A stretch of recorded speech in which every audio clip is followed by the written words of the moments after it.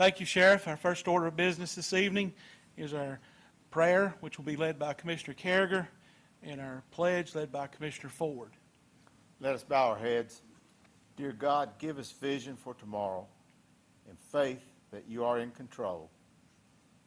Strengthen us to trust in you as we provide for future generations. When faced with challenges, teach us to say, yes, I can. Amen. Amen. Pledge of America. Pledge allegiance to the flag of the United States of America and to the republic for which it stands, one nation, under God, indivisible, with liberty and justice for all.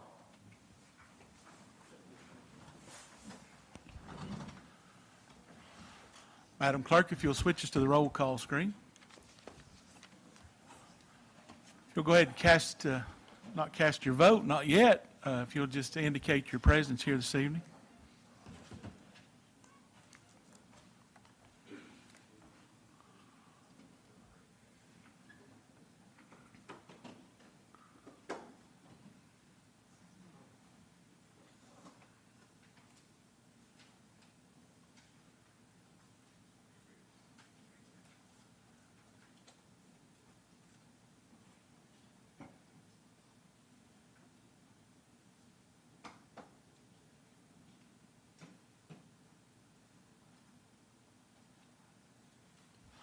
All right, we have 12 present, 3 absent. We do have a quorum. Our next item is approval of the agenda. Commissioner Wheeler?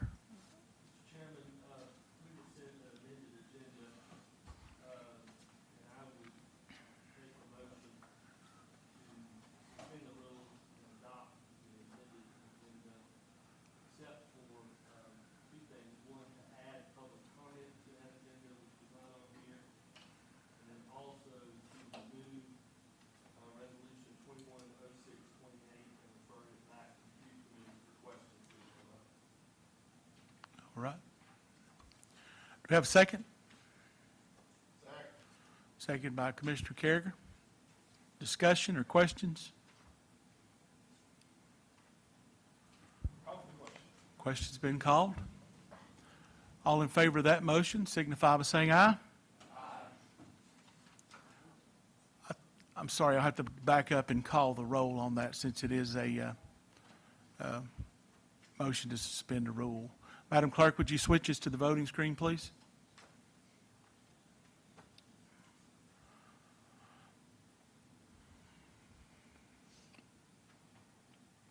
All right, we have to have 2/3 to suspend a rule.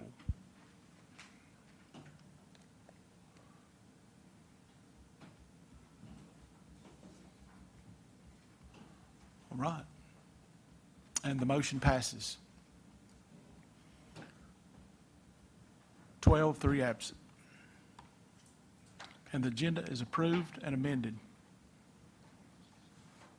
All right, our next item is our public comment portion of the meeting.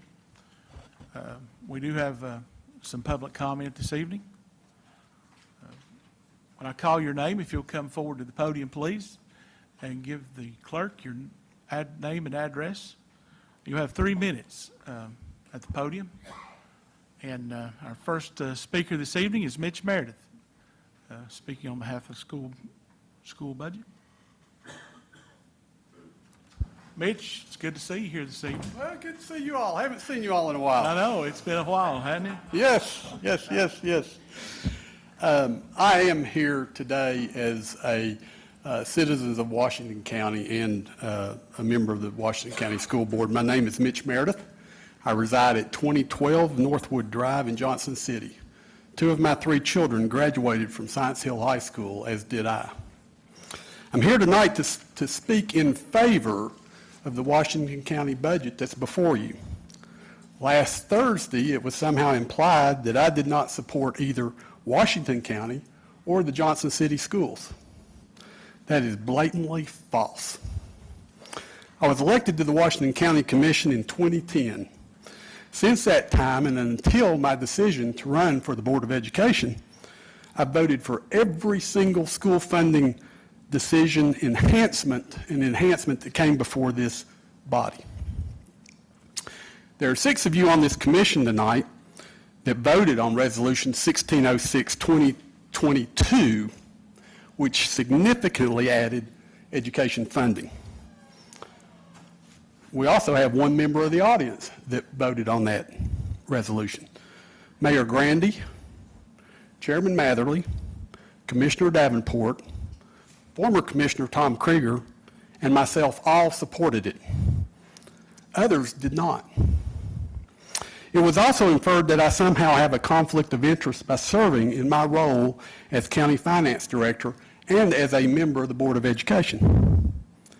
If the BOE and the commissioners are in some way adversaries, then maybe there's some twisted truth to that. But as we are partners in education of our children, I just don't see it. Perhaps I should, perhaps my conflict of interest somehow comes from the fact that I should bury actions that I should be taking as a county employee, such as maybe misleading folks and the entire commission, the budget committee, rather than trying to get to the actual numbers and what financially makes sense. I think there's just a lot of sour grapes left over from the 2014 commission election. I'm here to help you make the best decisions for the citizens, students, and taxpayers of Washington County. For those of you who prefer to attack me personally for trying to do my job, shame on you. Thank you. Thank you, Mitch. We appreciate your comments. And that does conclude our public portion, our public hearing portion this evening. We'll move back into regular session. We have no public hearings for rezoning this evening. We do have the Planning and Zoning Commission minutes in your packet for your review. This evening, the special recognition and proclamations, we did not have any. I had the Johnson City Power Board scheduled to be here, but they will be here next month, and that was just due to the fact of their engineers being able to be here then. And we appreciate them coming then. We do have, our next item is to receive and consider the minutes for the May 24th meeting of the Board of County Commissioners. Commissioner Wheeler? Mr. Chairman, there's one correction that needs to be made on page 8 of the minutes, which is found on page 16 of the packet, under old business. The resolution from 2018 that was passed in 2018. So the motion was made to purchase the building according to the resolution, and that's the motion that failed. It was not a motion to adopt the resolution. So with that change, I would move to approve the minutes. Thank you. Do we have a second? Second by Commissioner Ford. Discussion or questions? Was that motion to approve as well or just to amend? Motion to approve. Approve as amended. All right. Discussion or questions? All right. Seeing none, all in favor of the motion signify by saying aye. Aye. All opposed, like sign, and the motion passes. And the minutes are approved. Next item, 2 items, is consider resolution number 210616 as a resolution confirming the county mayor's recommendation for reappointment to the board of the Johnson City Development Authority. Do we have a motion? Motion made by Commissioner Fitzgerald. A second made by Commissioner Carriger. Discussion or questions? Commissioner Malone. I apologize. I had meant to bring this forward earlier, so I apologize. There was just a typo in section 2 as it relates to combination of the 2 names. So just a correction of the names.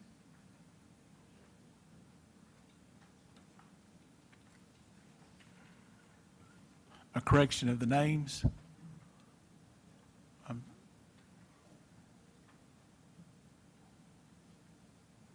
Allison, you with me on that? Yes. We are on 210616. Yes, sir. It references Commissioner Jody Freddie Malone. Okay. And I'm sorry, I meant to bring that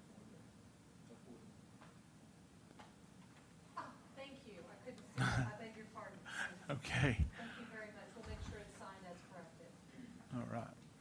Commissioner Tester, did you have your hand up? I'm sorry. Yes, sir. I'm trying to figure out if this should have gone through our CIA committee per our citizen application rule that we came up with about a year ago. I think this is the mayor's appointment, so we would just be confirming his appointment. Is it a mayor's appointment or is it a commission appointment? I guess that's the question. I guess it's the mayor's appointment. It is? Okay, all right, thank you. Well, and just, this is the only one that is actually, the Johnson City Commission will make the final appointment, but as to the county, the mayor makes the recommendation and y'all confirm.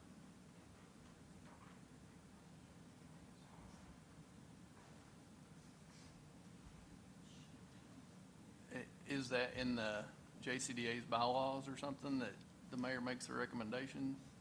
It's actually not spelled out how it would happen, as to the county's rules, but it is, because it is an appointment, it would be from the mayor's office. I think, and I don't have their bylaws in front of me, I think it says that the JCDA will make a recommendation, so I presume that they did that with the mayor, who has made the recommendation so that it goes through the county process, and then it'll go to the JCDA and be approved ultimately by Johnson City's commission. Okay. I guess the other way that we could do it would be nominations from the floor, but, okay. Thank you.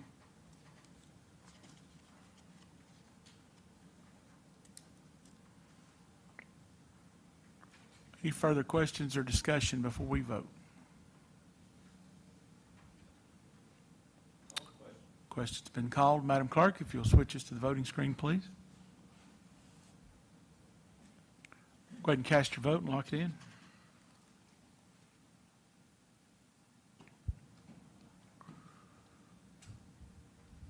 Madam Clerk, if you'll announce the vote.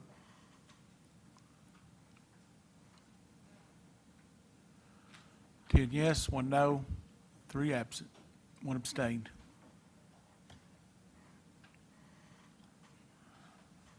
And the resolution passes. All right, the next item is resolution number 210625, is the resolution creating a reapportionment committee of the Washington County Legislative Body. Motion made by Commissioner Wheeler to approve the resolution, second by Commissioner Tester. Question's been called. Madam Clerk, if you'll switch us to the voting screen, please. Go ahead and cast your vote and lock it in.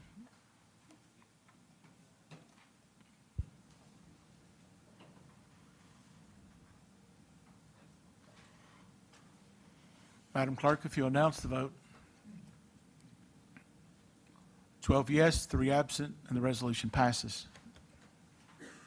That'll conclude our elections and appointments this evening. Next item is the county mayor's report. Mayor Grandy. Chairman, thank you very much. Tonight we have a very special guest. Our own representative, Rebecca Alexander, is here with some very special awards. So I would like to this time invite her up to make these awards.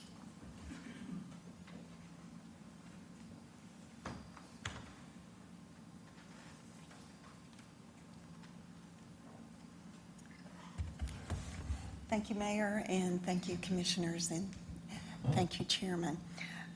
It's an honor to be with you guys tonight to honor 2 people in our county who received the Governor's Volunteer Star Award.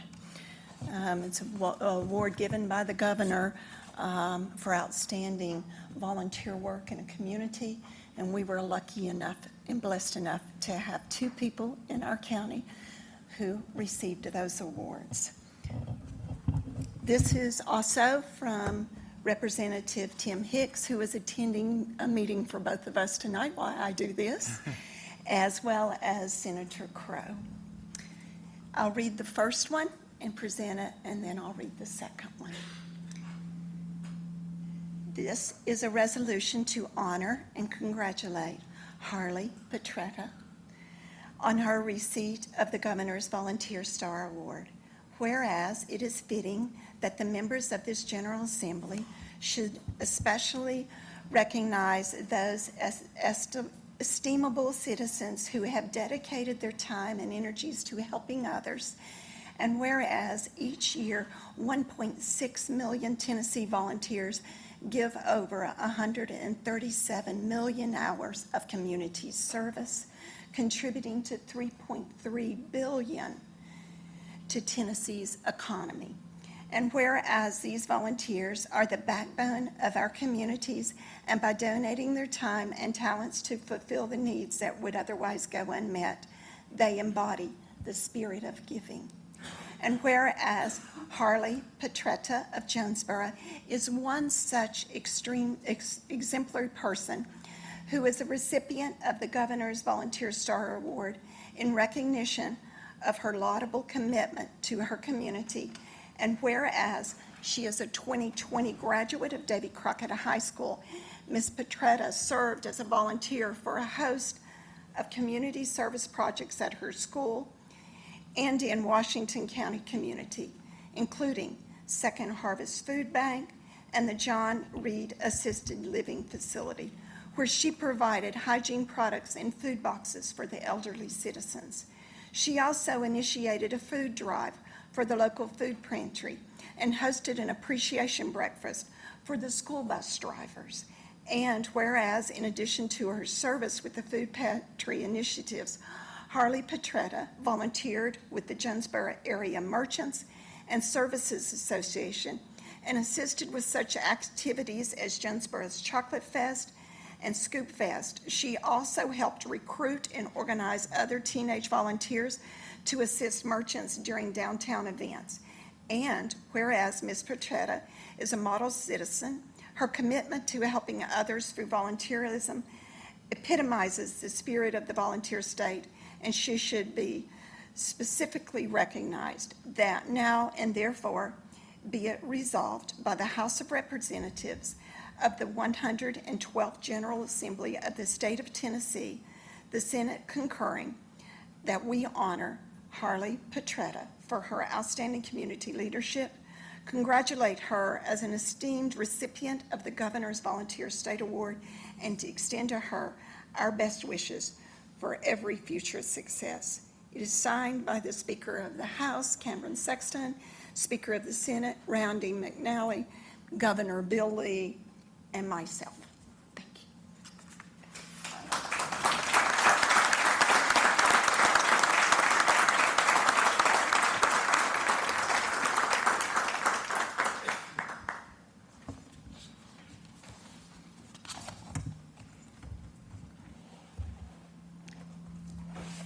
If you don't mind, I will skip to the paragraph about Ruth, because You they're go right very ahead. similar until we get to about Ms. Ruth Verhage.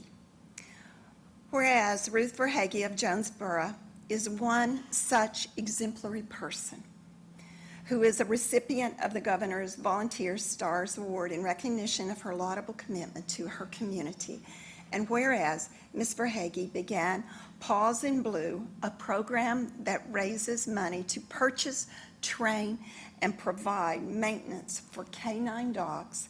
The Paws in Blue program has raised more than $75,000, providing enough funds for 4 canine dogs for the Jonesboro Police Department. And whereas in addition to her fundraising for the Jonesboro Police Department, Ruth Verhage raised money for the Jonesboro Flag Project, which allows the 100 flags that line Jonesboro's Main Street to be maintained, replaced, and adopted. She also leads an annual flag replacement ceremony, and whereas Ms. Verhage is a model citizen, her commitment to helping others through volunteerism epitomizes the spirit of the volunteer state, and she should be specifically recognized. Now, therefore, be it resolved by the House of Representatives of the 112th General Assembly of the State of Tennessee, the Senate concurring, that we honor Ruth Verhage for her outstanding community leadership, congratulate her as an esteemed recipient of the Governor's Volunteer Stars Award, and extend to her our best wishes for ever future success. Once again, signed by the Speaker of the House, Cameron Sexton, Speaker of the Senate, Randy McNally, Governor Bill Lee, and myself, Ruth. Thank you.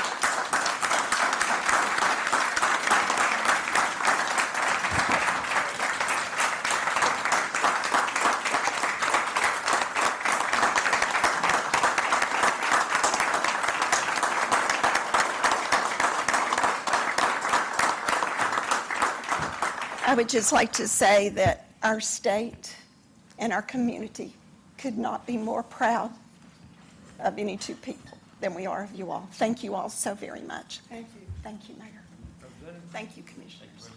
Thank you, Representative Alexander. We appreciate you being here this evening.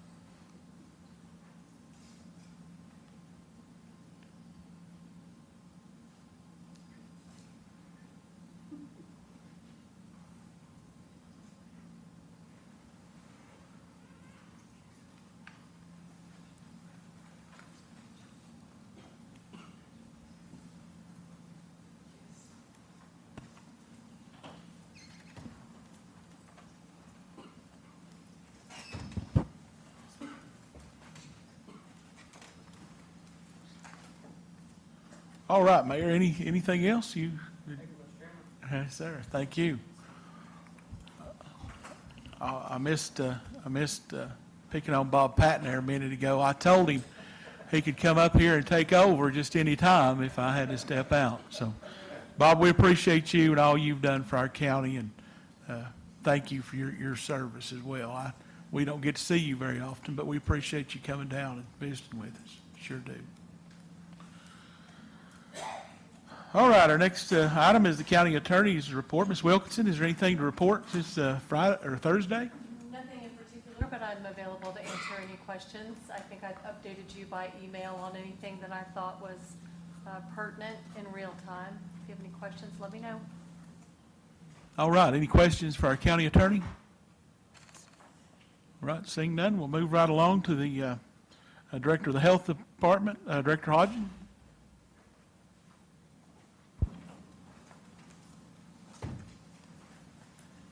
Good evening. I don't have an official report this month for you, but I am happy to answer any questions that you might have. All right. Commissioner Carriger? Trends on COVID, are they good for us? I'd say so, yes. I took a liberty of jotting down a few numbers on the way over here as well, as the latest trends in the last month and week, respectively, and all the numbers are down.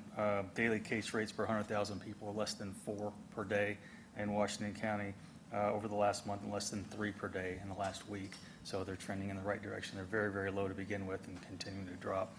And then positivity rates for those who are being tested, they're sitting about 4% as well. So all very good for us. Is there a lot of concern over this Delta variant, Dr. Hodgin? I mean, is that something we need to? In my circle, nothing more than the rest of them. We're watching it just like we are everything else and making sure we get out in front of it if it becomes an issue. All right. Yes, sir. Where are we on vaccination rate in the county compared to the state and region? In the state, we are maintaining number 6 out of 95 counties. We're slowly but steadily creeping up on that number 5 spot. I watch these numbers pretty much every day, Monday through Friday. So we're doing well, 48.5% with 1 dose and 44.5% with completed 2 doses. Thank you. Are we seeing many young children being vaccinated yet here in Washington County? You know, I think that's something that all of us parents struggle with a little bit is I admit that's a. It's the rates on the younger folks, and keep in mind they've had less time to go about getting this done, but the rates are lower. They sort of, as you tip the scales below 55, the rates do start to decline on a pretty predictable slope. So I'm not seeing the same uptake. The younger the folks, the lower the numbers. All right. Right, anything else for Director Hodgson? Thank you so much for being here. We appreciate you a bunch. Sure, thank you all.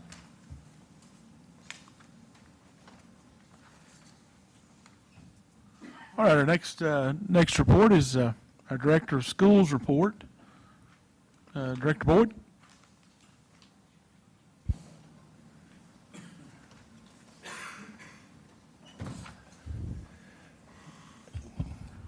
Good evening. Thank you, Mr. Chair. Good evening. Thank you all. No updates other than today was our last day of the summer learning camps. Very successful 4 weeks. We all look forward to August 2nd when our students come back to school and we begin the 2021-22 school year. Other than that, I wish all of you a very happy July 4th holiday, which as elected officials, you play a very important role in continuing that. And if you have any questions for me, I'm here to answer any questions. Commissioner Davenport? I think we had some schools maybe missing a Wednesday or something like that, maybe COVID when you closed up. Any plans to do any of that in August, or you see wide open? No, sir, we plan on proceeding as what we might remember as normal. Yes, sir. You know, one of the things I think that it's interesting, I've noticed this, you was talking about the summer session ending or the summer learning session, and I was interested to find this week that, is it correct that the state set the curriculum for our summer learning this year? They provided resources, and because of the quick transition in planning, many districts across the state utilize those resources. We had options to utilize our own, and there was some of that, but the answer is yes, but, not completely. Yes, well, that's good. I hear it was very successful, and I had many comments of young people that attended that, felt it was successful, and several parents. So we appreciate you doing that, but investing the time in it. We look forward to the summer 22 learning camp. Yes, Yes, yes. sir. Thank you. All right, thank you, Director Board.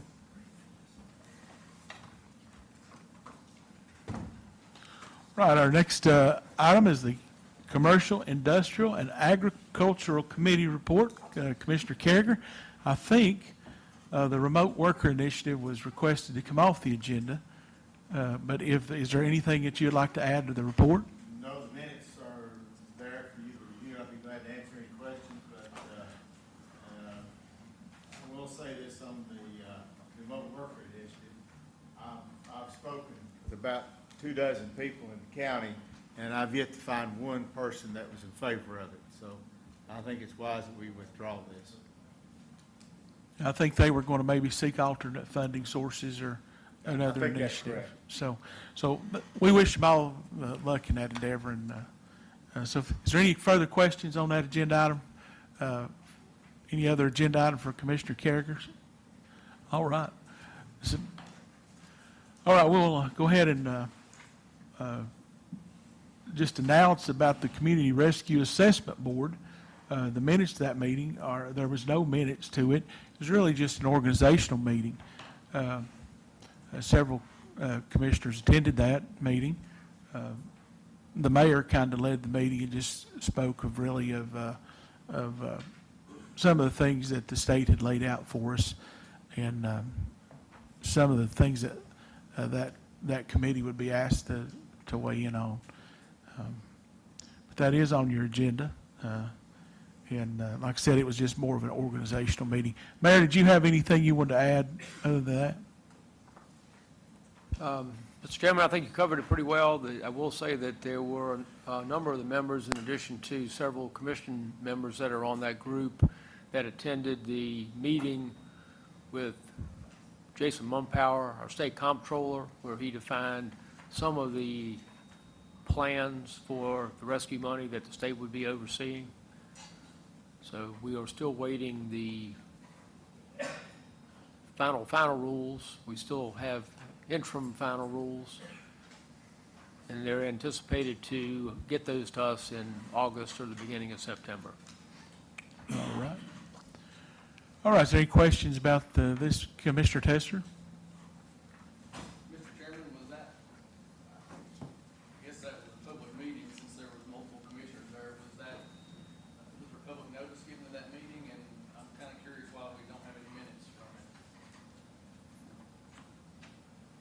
Public notice was given, obviously, if more than two commissioners come together in a meeting, for sure.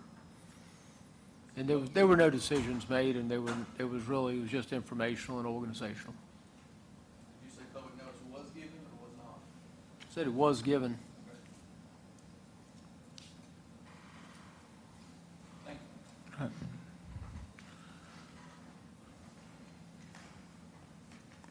All right, any further questions? Seeing none, we'll move right on into the Health, Education, and Welfare Committee report. Commissioner Davenport? Yes, you'll find our minutes from our June 3rd meeting on page 45. We have one resolution to come before you tonight, resolution number 210602, resolution setting a special meeting for County Commission to identify Washington County's priorities regarding fund available through the American Rescue Plan Act. All right. Have a motion to approve? Do we have a motion to approve?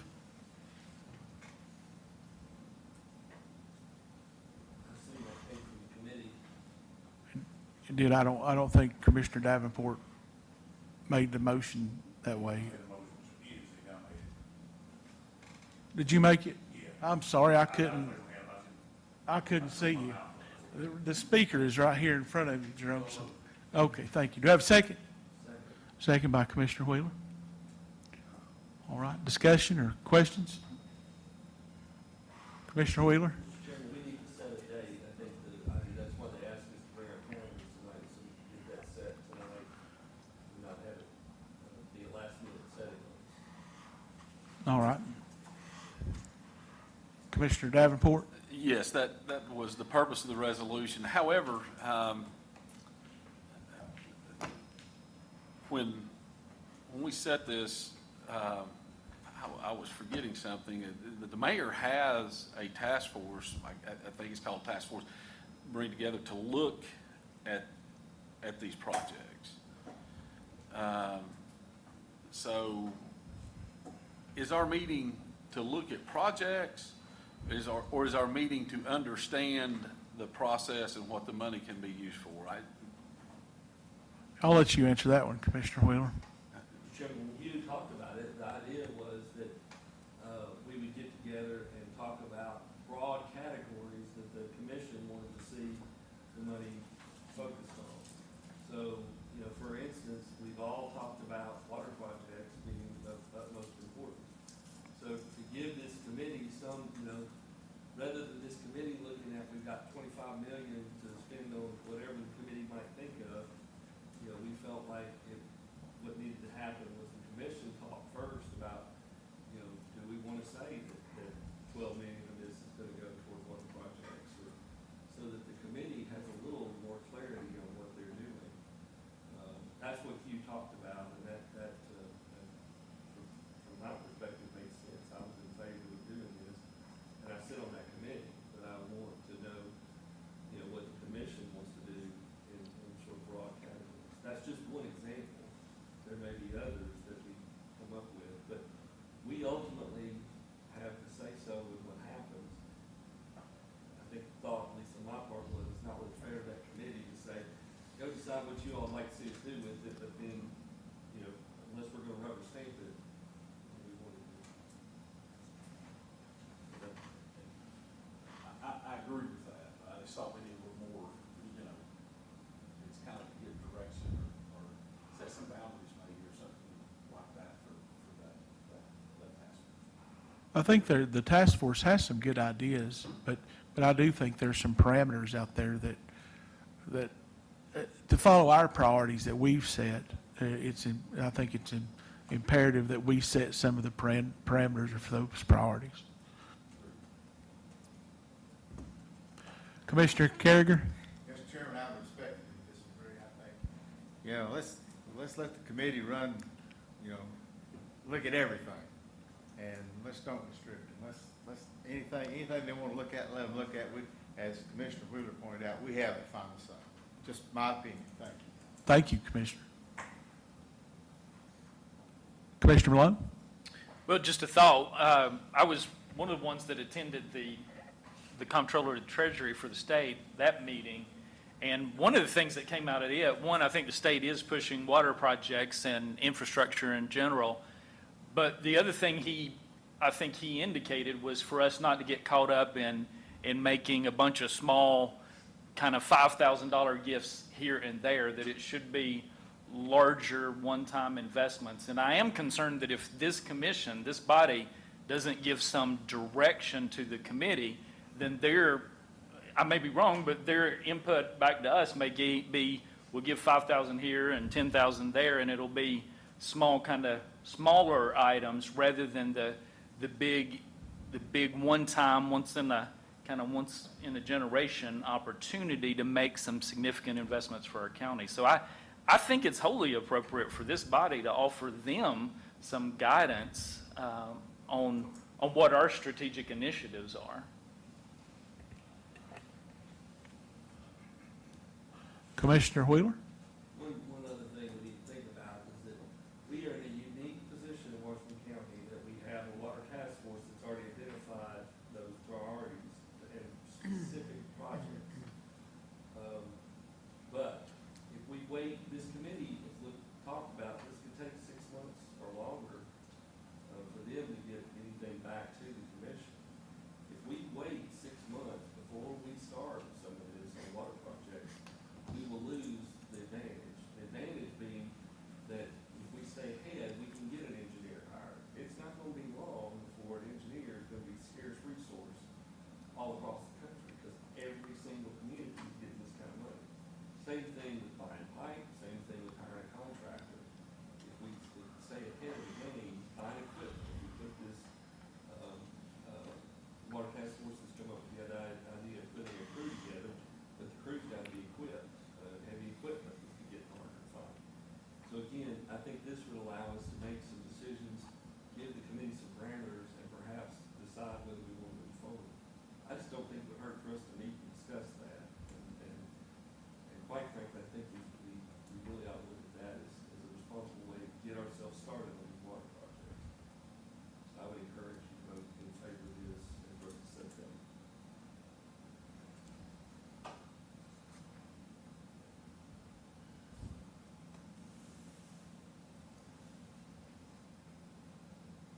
Anyone else? Commissioner Harris? We need to set a date tonight, Jim, on this. Why don't we try to set a date when we're already meeting instead of having all these other dates? I tell you, it's hard for people that's doing other things to, all these different days. I'd rather come on the same day we've got something else going on, either during our committee meeting date or a meeting date. Makes it, July 4th week, makes it, folks around, but maybe our commission meeting. it makes it a lot easier, Did we do it at 4 o'clock the day of our commission meeting?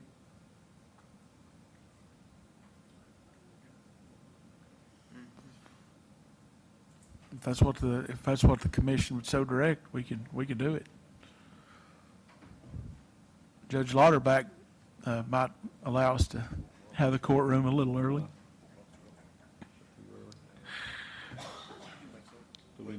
Commissioner Williams, would you like to speak? Having attended Jason Mumpire's presentation, I got the impression that within the next couple of weeks after that meeting, we were going to get a definitive list that we could examine as to, what to consider. Is that true? Or are we just... I think there is a definitive list of things that you can use it for, but sometimes over time that list opens up a little bit more and a little bit more as you go, that of things that weren't approved to use it for in the front end, but later on do become approved. So I guess it's always an ever-changing bullseye. Mayor, has there been any updates that you've received as far as what's approved or not, or are we still pretty much where we were? Chairman, we are exactly where we were, and my understanding from the comptroller that he would expect what he believed to be the initial final will sometime around the end of August, 1st of September. We've not seen anything else. So we'll be waiting on the rules then. So maybe they'll shake out. All right, we do have a motion and a second to approve the resolution. If the resolution is approved, do you want to discuss the date afterwards, Commissioner Wheeler, or before we vote? Or are we going to include the 4 o'clock before our next meeting in July? I'll make that as a motion to amend the resolution. Okay, do we have a second? Who's second on that? All right. Do we need 2 hours for that, or do we think 5 o'clock to start and have a discussion just to start?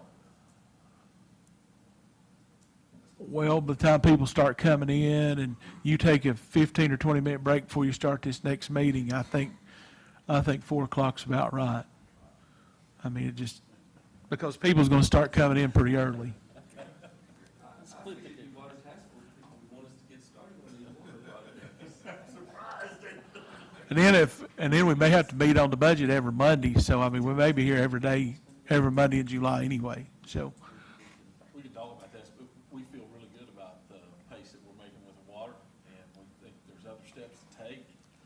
And I don't think if we approve the funding tomorrow, that it's gonna move our projects any faster. If you don't need it, we'll do something else with it. I didn't say we didn't need money. I just said I don't think it holds up. I don't think it holds up. That's your vote. All right, let's talk about 4 o'clock on the next regular meeting date.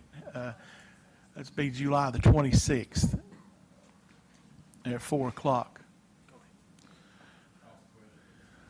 All right, the question's been called. July 26th is included in this motion at 4 p.m. here at the Justice Center.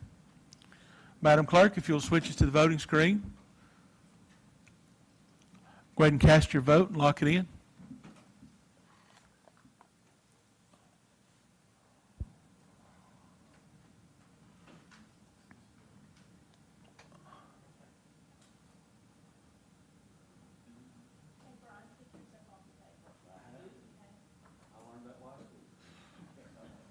Oh, there you go.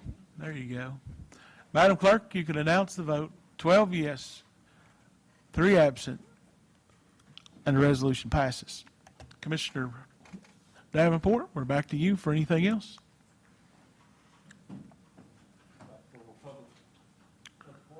No, we're still, I think we're still on health, education, and welfare. Is any other questions or concerns on health, education, and welfare? All right. All right. Our next one is the Investment Committee. Commissioner Carragher, I think that one was, are you on Investment Committee?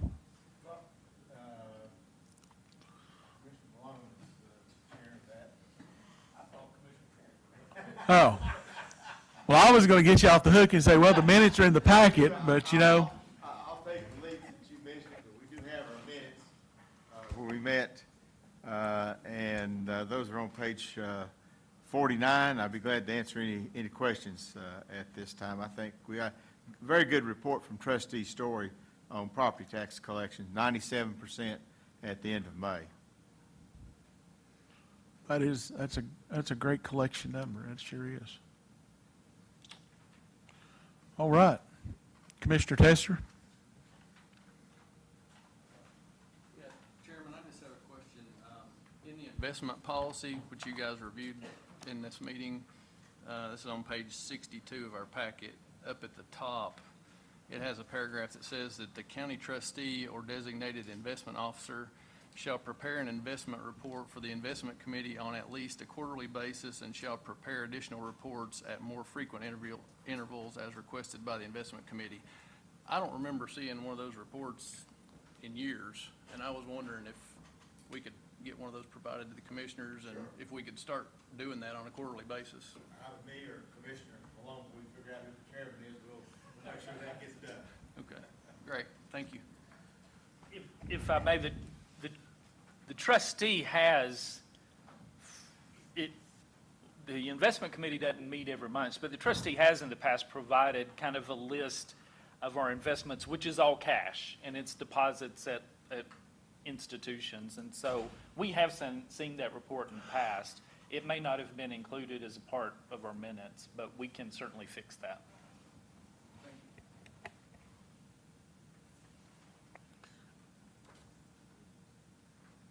All right, any further questions?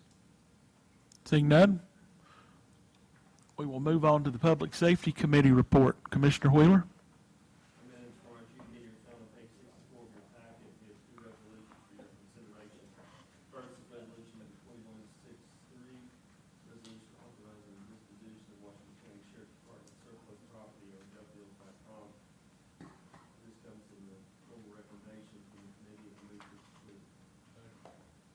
Motion made by Commissioner Wheeler, seconded by Commissioner Ford to approve the resolution. Have questions?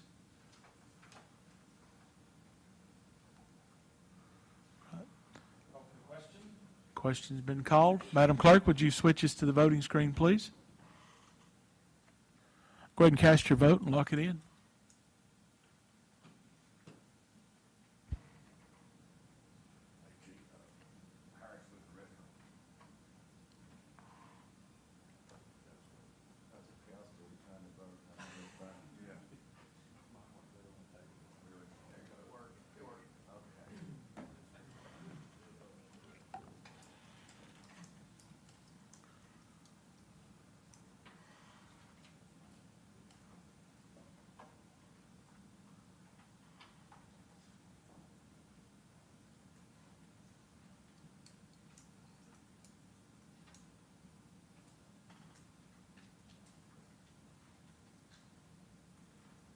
All right, Madam Clerk, if you'll announce the vote, please.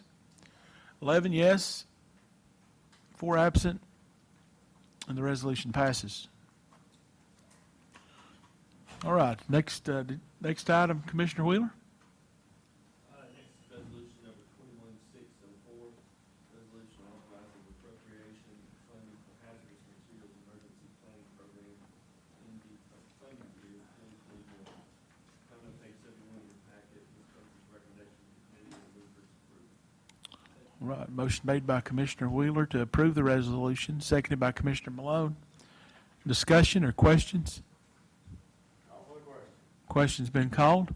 Madam Clerk, if you'll switch us to the voting screen, please. Go ahead and cast your vote and lock it in.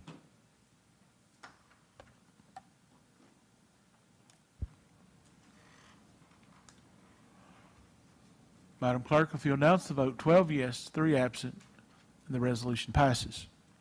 Anything else, Commissioner Wheeler? All right, thank you. Public Works Committee, Commissioner Davenport. Yes, you received our minutes of our June 3rd meeting on page 73. We have one resolution coming before you tonight, and we'll make this in the form of a motion. Resolution approving water projects and authorizing the development of terms and funding. All right. And that's Resolution 210604. Motion made by Commissioner Davenport. Do I have a second? Second by Commissioner Huffine. Discussion? Commissioner Harris? I just want to thank Commissioner Davenport again. I'll tell you, he spent a lot of time on working on these water projects. I think we've come a long ways, and I appreciate him leading our group on it. And Jerome, Commissioner Fitzgerald also, he's put a lot of insight and knowledge in for working in the water department like he has. So both those men actually have put a lot of time into it. I just want to thank them. Thank you, Commissioner. Commissioner Wheeler? Mr. Chairman, because I represent the town of Jonesboro in a private practice, I will not be voting on this agenda item tonight. We will have someone, an independent attorney, review it from the town of Jonesboro, and I will not be voting on it. Right. Thank you, Commissioner. Commissioner Huffine?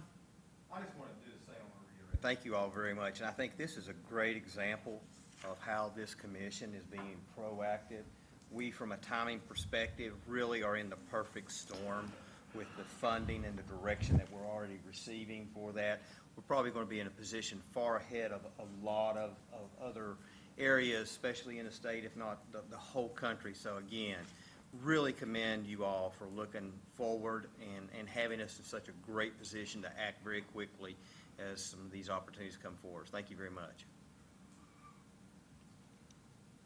As Commissioner Yeah, I've had the opportunity to serve on several task forces, but this one has, I don't think I've ever seen a group of people come together. The municipalities that were at every meeting involved in giving us direction and the mayor's work and Sherry Green, the work that she's done to keep us on track and keep us focused. It has really been a great effort, and people, the public's come in and they've talked about their projects and the things that they'd like to see done. It has really been a pleasure to do so. And also, I think we wouldn't be doing justice here. The water project list that Ty Singer worked on was previous commissions.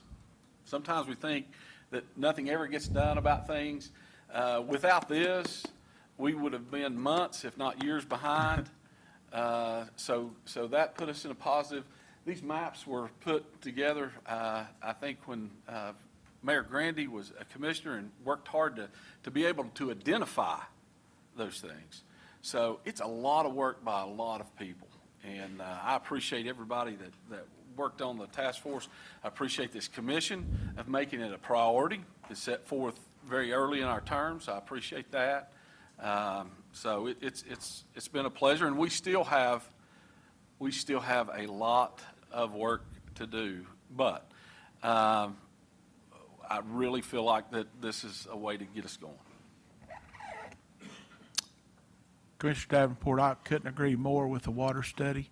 I remember when Mayor Eldridge first mentioned that water study, I thought, man, how long will that take? And definitely it's, we're so far ahead by just even having that study done. If we had never had that study done, we'd have still been 2 years out. So that was great. I know Mayor Grandy served on that task force then, so. All right. Any further questions or discussion? Questions been called. Madam Clerk, if you'll switch us to the voting screen, please. Go ahead and cast your vote and lock it in.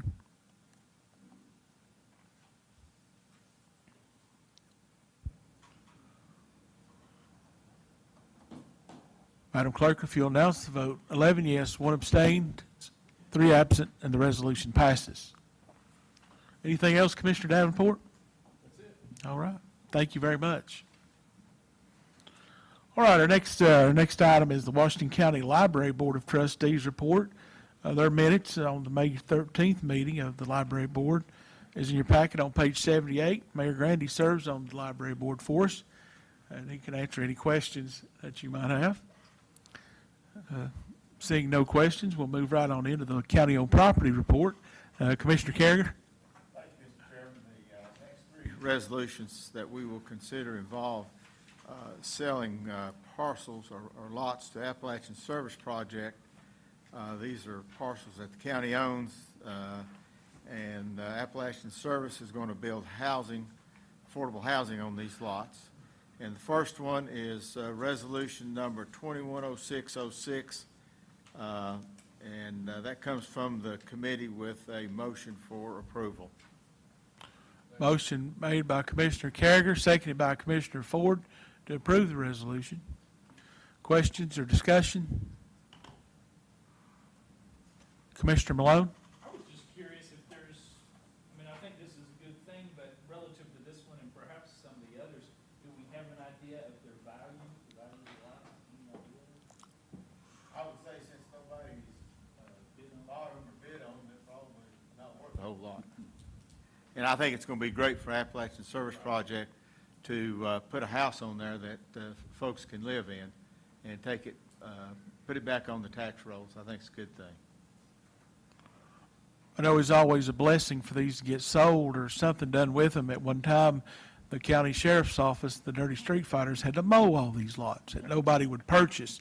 So at one time, I was responsible for the upkeep of those as well. And if they were in the city, sometimes the city would send you an overgrown notice. So it's always good to get these back on the tax rolls and doing something good for the community. All right, any further questions or Call for discussion? question. Questions been called? Madam Clerk, switch us to the voting screen, please. Go ahead and cast your vote and lock it in.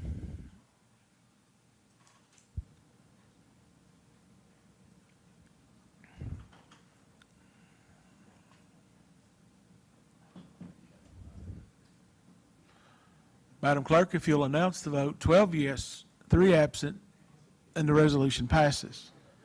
Commissioner Carriger? Thank you, Mr. Chairman. Resolution number 210607, again, is a lot that we're selling to Appalachian Service Project. And I've also mentioned to another firm and company in town that does affordable housing, what we're doing for Appalachian Service Project. And I hope this gets their interest, and they'll start coming in and bidding on some of these lots that we've got. But again, this is going to hopefully end up with a dwelling that folks that need it can afford it. And it comes with a motion for approval. Motion made by Commissioner Carriger. Did you second that, Commissioner Malone? I did. Second by Commissioner Malone. Discussion or questions? Question's been called. Madam Clerk, if you would, switch us to the voting screen, please. Go ahead and cast your vote and lock it in.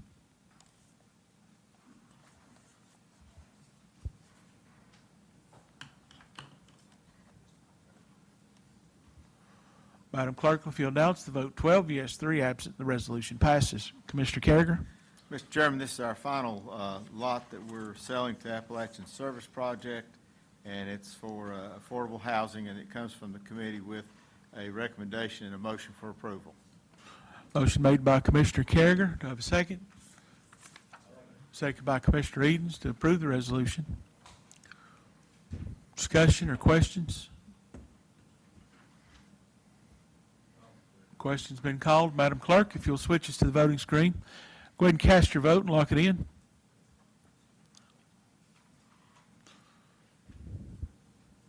Madam Clerk, if you'll announce the vote. 12 yes, 3 absent, and the resolution passes. All right, Commissioner Carriger, looks like you all have been busy.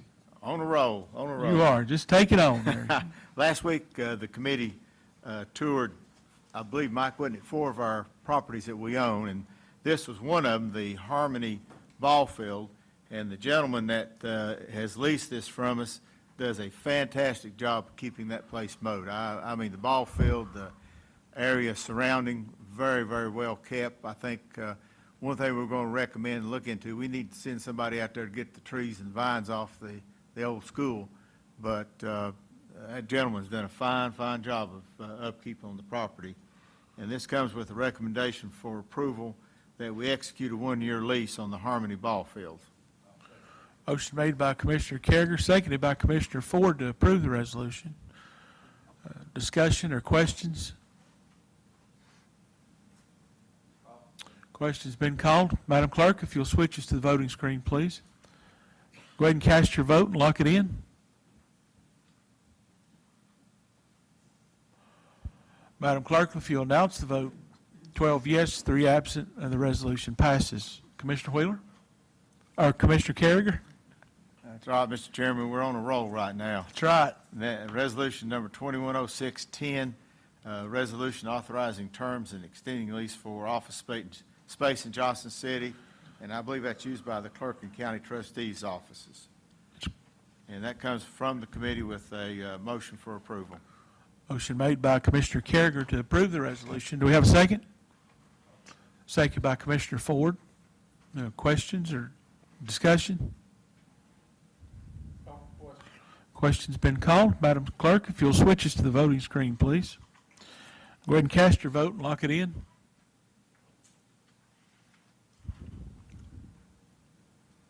Madam Clerk, if you'll announce the vote, 12 yes, 3 absent, and the resolution passes. Commissioner Carriger? Thank you, Mr. Chairman. The next resolution is number 210611, resolution authorizing release of covenants for industrial park lot 1. I think that lease was executed about 20 years ago, and it comes from the county-owned properties committee with a recommendation for adoption. Motion made by Commissioner Carriger, second by Commissioner Malone to approve the resolution. Commissioner Wheeler? Was there any discussion about what happens if project stand doesn't come about? But these protections were in there to protect the industrial development of the park. My understanding is there's covenants in there that cover that eventuality. From what I understand, these folks have spent quite a bit of money already on this investment and on this move to our industrial park. Mayor Grandy? Yes, that was really a great question, Commissioner Wheeler. It's now, this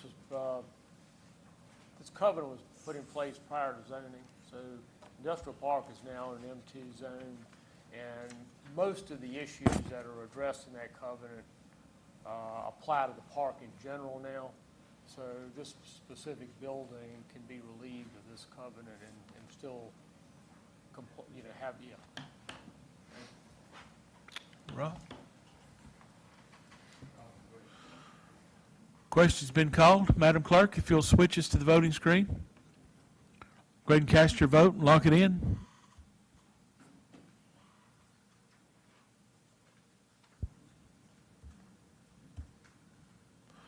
Madam Clerk, if you'll announce the vote, 12 yes, 3 absent, the resolution passes. Mr. Chairman, as I was going through the motions and all the stuff, I forgot to ask if there were any questions of our June 3rd meeting. And I will say that the County-Owned Property Committee, we did do a tour, and we'll have that read into our minutes at our County-Owned Property meeting in the month of July, and we'll be sure that that's shows in our minutes to keep the commission informed on our property. Any questions on the minutes of our committee? Only one question. Yes, sir. How did we do without a county-owned property committee? Do what? How did we ever do without a county-owned property committee? That's only, I you can't answer you that. don't have to answer that, Commissioner. It's just a statement. All right. Anything else? All right, our next item is the Water Task Force. Commissioner Davenport, I see your minutes in there. That's right. Our minutes of our meeting are on page 129. Questions? So, Start buying the equipment and all prior to authorization from the state? Well, the first thing we have to do is go before Jonesboro's board and aldermen and talk to them and have them accept the project and those things. So we really can't do anything to move forward until that happens. That's our biggest. And then also, when we get these projects approved and we get them funded, we'll have to go before Kingsport and Johnson City, and we'll have to get their approval. Because that's a big thing, just because we have the money and we're requesting, it's still, we don't have any authority to extend water lines on this commission. We have to work with the municipalities that have the water. So that's what we'll really be waiting on to get the ball rolling along with funding.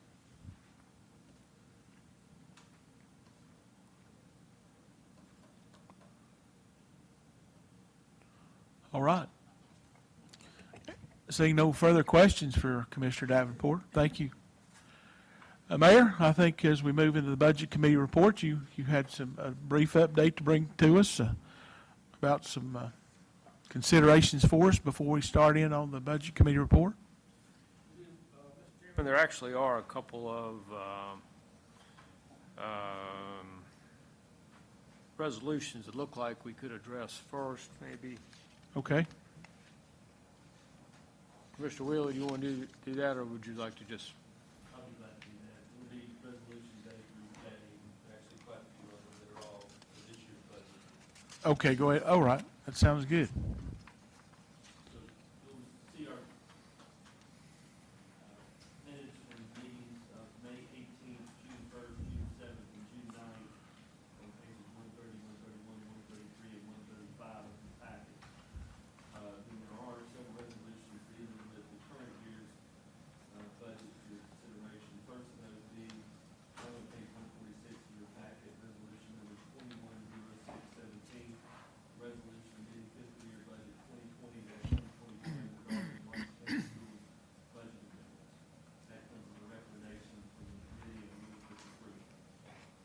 Motion made by Commissioner Wheeler to approve the resolution. Do we have a second?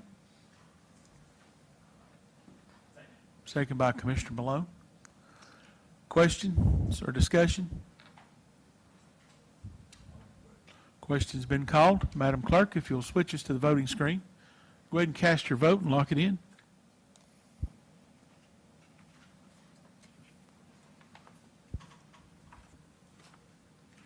Madam Clerk, if you'll announce the vote. 11 yes, 1 abstains, 3 absent, and the resolution passes. Commissioner Wheeler? The next, instead of page 157 of your packet, resolution number 210618, resolution authorizing the placement of roll-off trucks and capital projects. Comes with recommendation from the committee and move its approval. Motion made by Commissioner Wheeler, second by Commissioner Carriger to approve the resolution. Discussion? Yes, Ms. Wilkinson. I just wanted to point out for you, there is one place on section 1 that should read 185,500, and that'll be changed on the one that gets signed. Just in case you were to notice that, the amount is $185,500. 3 out of 4 times, that's what it said, and we just want to be sure that we know we're going to change that. Thank you. Yes, ma'am. All right, any questions about the number change? Right. The question's been called. Madam Clerk, if you'll switch us to the voting screen. Go ahead and cast your vote and lock it in. If you'll announce the vote, Madam Clerk, 12 yes, 3 absent, the resolution passes. Commissioner Wheeler? The next resolution is found on page 159 of your packet, resolution number 210619, the resolution amending fiscal year budget 2020-2021 regarding initial payment for the upgraded records management software used by the sheriff's office. This comes as a recommendation from the committee, and I move for its approval. Motion made by Commissioner Wheeler, seconded by Commissioner Ford to approve the resolution. Questions or discussion? Question's been called. Madam Clerk, if you'll switch to the voting screen, please. Go ahead and cast your vote and lock it in. Madam Clerk, if you'll announce the vote, 12 yes, 3 absent, and resolution passes. Commissioner Wheeler? Next resolution is found on page 161 of your packet, resolution number 210620, resolution amending fiscal year budget 2020-2021 regarding pauper burial. This comes as a recommendation from the committee, and I move for its approval. Motion made by Commissioner Wheeler. Have a second? Second by Commissioner Edens to approve the resolution. Question, discussion? Question's been called. Madam Clerk, if you'll switch us to the voting screen. Go ahead and cast your vote and lock it in.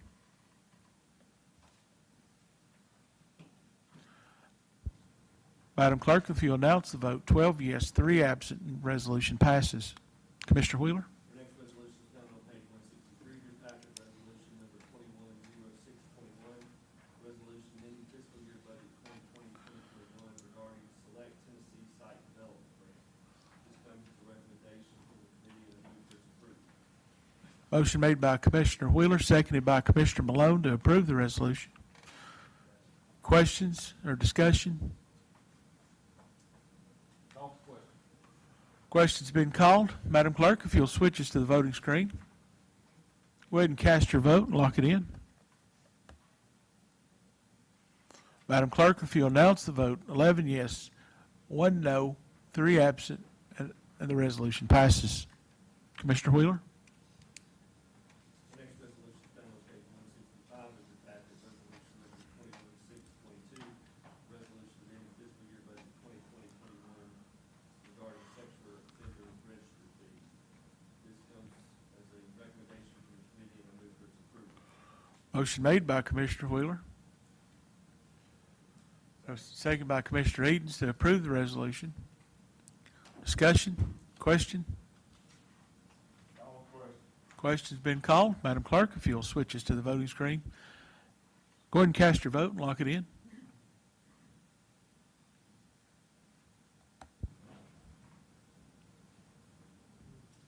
Madam Clerk, if you'll announce the vote, 12 yes, 3 absent, and the resolution passes. Commissioner Wheeler? The next resolution is found on page 167 of your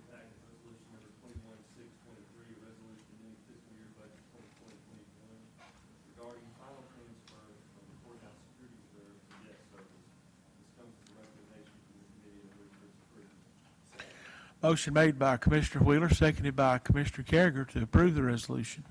Discussion? Question? Question's been called. Madam Clerk, if you'll switch us to the voting screen, go ahead and cast your vote and lock it in.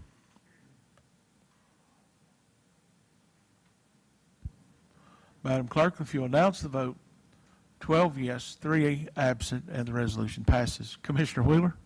Next resolution, found on page 169 of your packet, resolution number 210624, a resolution amending fiscal year budget 2020-21 regarding transferring funds to the Friends of the Library Foundation. This comes as a recommendation from the committee, and I move for its approval. Motion made by Commissioner Wheeler, seconded by Commissioner Fitzgerald to approve the resolution. Discussion? Question? Call for question. Question's been called. Madam Clerk, if you'll switch us to the voting screen, go ahead and cast your vote and lock it in.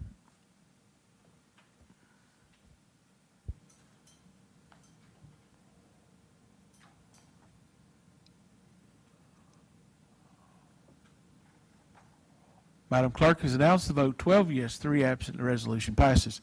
Commissioner Wheeler? The next resolution is found on page 171 of your packet, resolution number 210626, resolution amending fiscal year budget 2020-21 regarding federal U.S. District Attorney Special Prosecutor grant. This comes as a recommendation from the committee, and I move for its approval. Motion made by Commissioner Wheeler to approve the resolution, seconded by Commissioner Malone. Discussion? Question? Question's been called. Madam Clerk, go ahead and switch us to the voting screen. Go ahead and cast your vote and lock it in.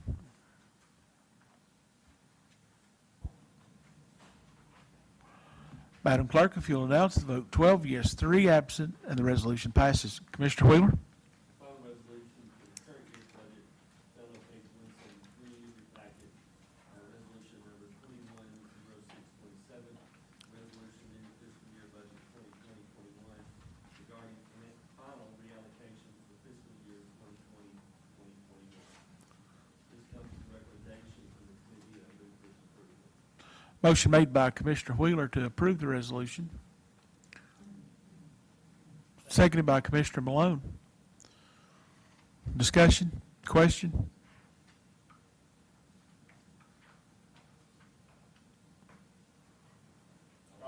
Question's been called. Madam Clerk, switch us to the voting screen, please.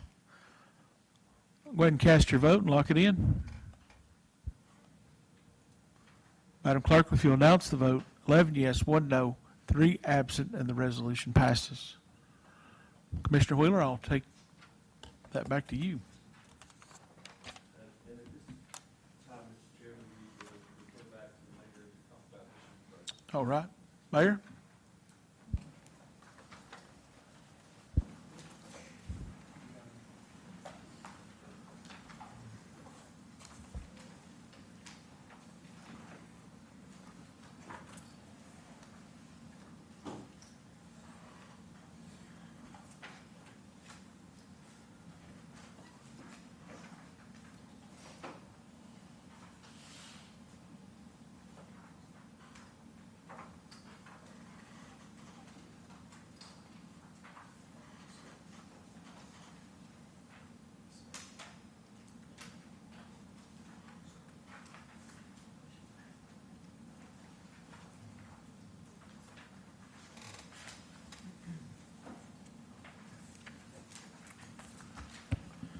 Okay, thank you, Mr. Chairman, and I appreciate the indulgence.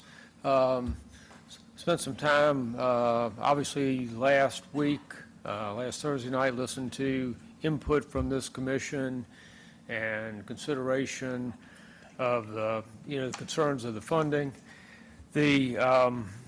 What you have before you, and we'll just run through this in a little more detail, is there was a lot of discussion around fund balances, restricted funds, and so forth. I mentioned to you last week that I really have concern for taking our general fund balance below the policy level. That's a written policy. It has a lot of implications to the financial condition of our county, not just to the folks in New York who rate our bonds, but also to others who look at our county information. So what you will see tonight is a way that we looked at other restricted and assigned funds that don't have a policy around them, and we found a little bit of money there. As long as we have our general fund balance at the appropriate levels, then we feel like we can utilize some of these other funds that we have maintained as restricted or assigned in the past that can be covered underneath these 4 months' worth of spending coverage that amounts to about $14 million. So without further ado, we're going to talk about those first. And Mitch, if you just would.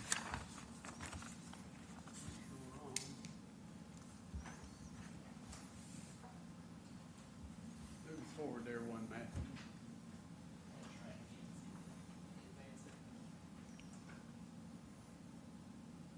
There you go. All right. So these are the restricted and committed and assigned reserve accounts that we have in our county at the moment. The ones that are highlighted are ones that are rarely used, but are there nevertheless as a sort of an informal assignment, and they represent nearly $750,000. That's right. The way the schedule works from top to bottom, under GASB, we have to segregate restricted funds into restricted, which are external third-party restrictions, which would be the very first one, the IDB, restricting those proceeds from the EBM deal. Others are statutory restrictions, and then there's a committed and an assigned category. Committed and assigned are really pretty close to one another. Assigned is really just a matter of this. For example, the environmental cleanup that you did, that could be construed to be simply an assigned amount.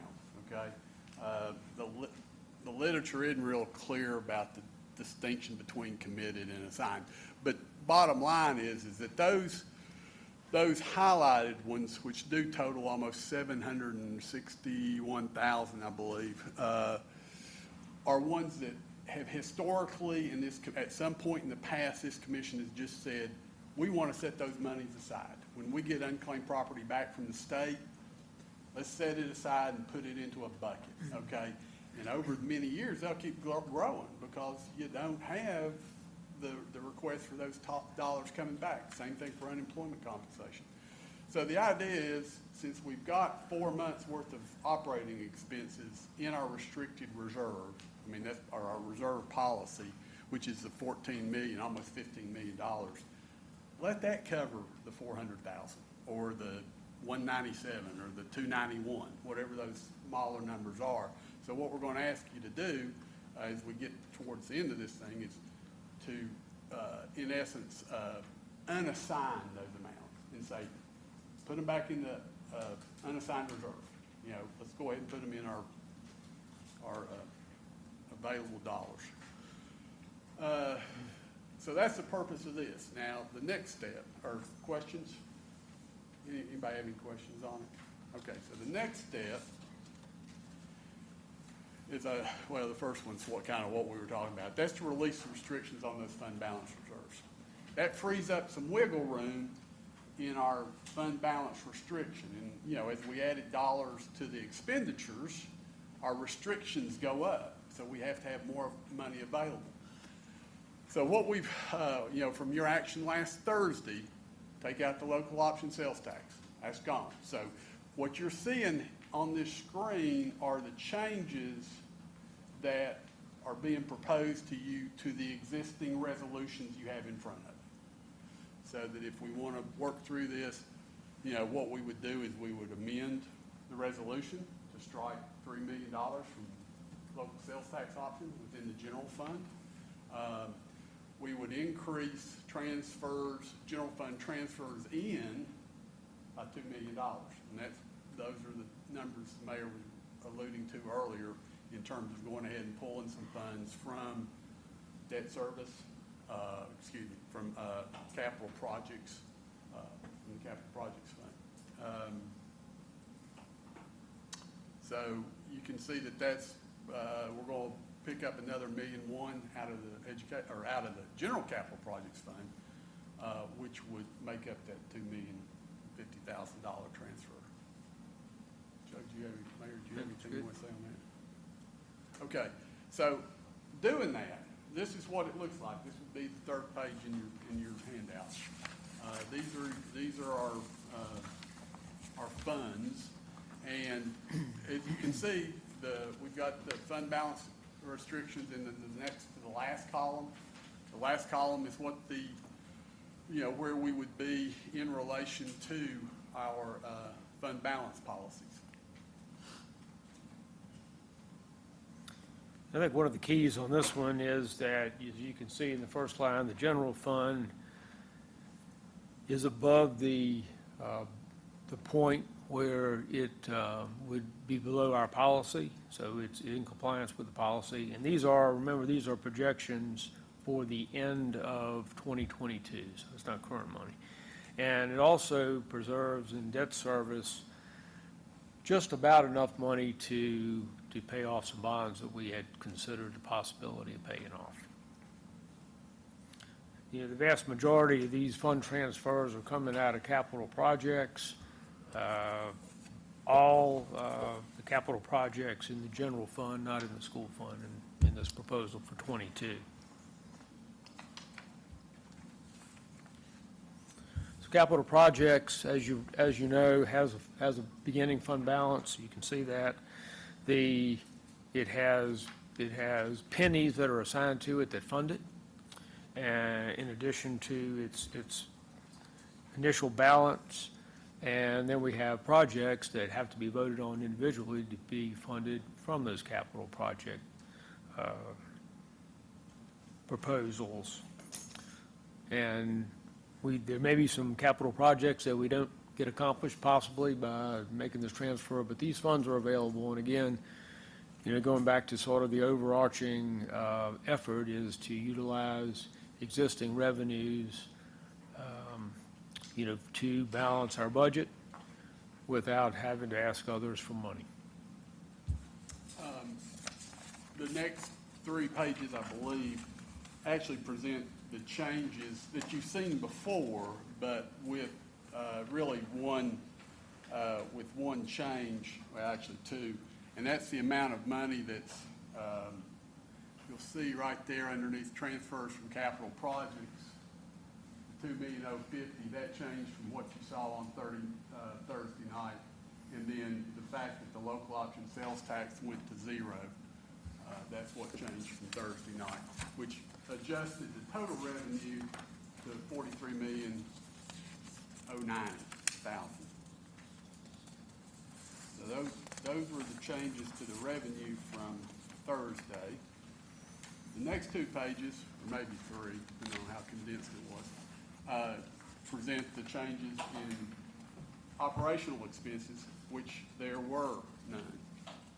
So this budget still includes the 3% bonus, the 2% salary increase, and those items that we discussed on Thursday night. It preserves items like the sheriff's record clerks that are required to operate the system that they've requested. Can't really buy a system without people to operate it.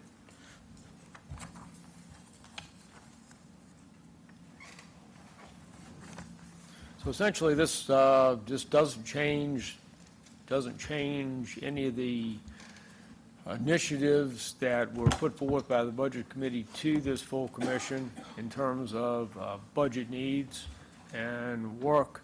But it does utilize some of our existing funds and capital projects, and in some unassigned fund balances to make that balance. So this is a balanced budget. This is an option that we are putting to this group for consideration. Mayor, thank you for bringing this to us. I know you've had to put a lot of work in it on this. It's certainly been a challenge for you, and I know it's imperative, and I know the commission wants to get this budget passed and considered, and we appreciate you bringing that to us for our consideration.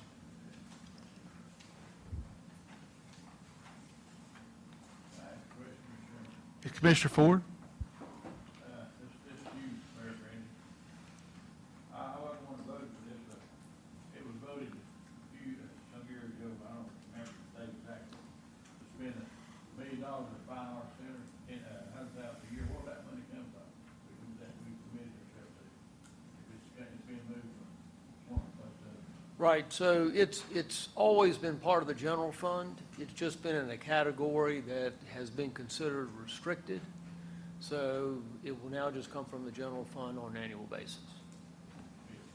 Yes, sir. Just a regular payment, right, Mayor? That's It'd be correct. just like the payment each year. Commissioner Wheeler? I've got a question on the bonuses. I like the idea that we've got this one-time money, we use this, we discussed the 4% raise at our budget workshop, and I think we were all in consensus that we want to be in that range. This actually pushes us to 5. Of course, that bonus is a one-time thing, but, again, we're doing that to be able to grab that one-time money that we've got available to us and utilize it. But I do have a question for Mitch on that. I'm wondering whether we can budget that to a separate line item, hold that until letters of agreement are reached with the office holder, so that those letters of agreement include, if they want that money, that they include that they will give that 3% to each employee. My concern is that we pass raises, we don't have any control, and they don't always get where we intended to. And we get the blame for that a lot of times, which is really interesting, but I understand that's the law, that's the way it works, we do that. But if we're gonna, a lot of this, we're looking back, it's COVID's money we're using, the intent was to do something as much as we could as possible, was what Mr. Stevens said, and I totally agree with him on that. For employees, if we're gonna do this, anything we can do as a commission to make sure that each and every employee gets that bonus, I think I'd like to see us try to do. So if we can do that, if Mr. Mayor could address that, I'd like us to consider that. I will be happy to, Commissioner Wheeler, partially. The bonuses have been reflected in your detailed budgets as a separate line within each department. Okay. As to your question about the letter of agreement, that's an agreement between Mayor Grandy and the office holders, and I will let him answer that question. But the budget question would be, could we put those into a separate line item that would just sort of be held and then put into each department? Yes, okay, I'm sorry, I misunderstood your question. The bonus money is in each department. Yeah, by your action, we can put it in, general and administrative or some, it would be, you would want to put it in some department that the mayor has control over, if that's your objective. And then before that bonus was paid, you would, I think, probably have to take action and move it back out to the various departments.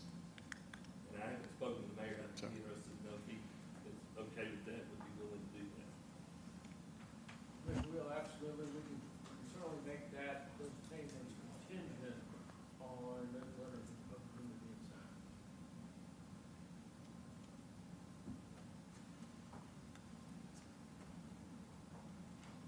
Commissioner Williams?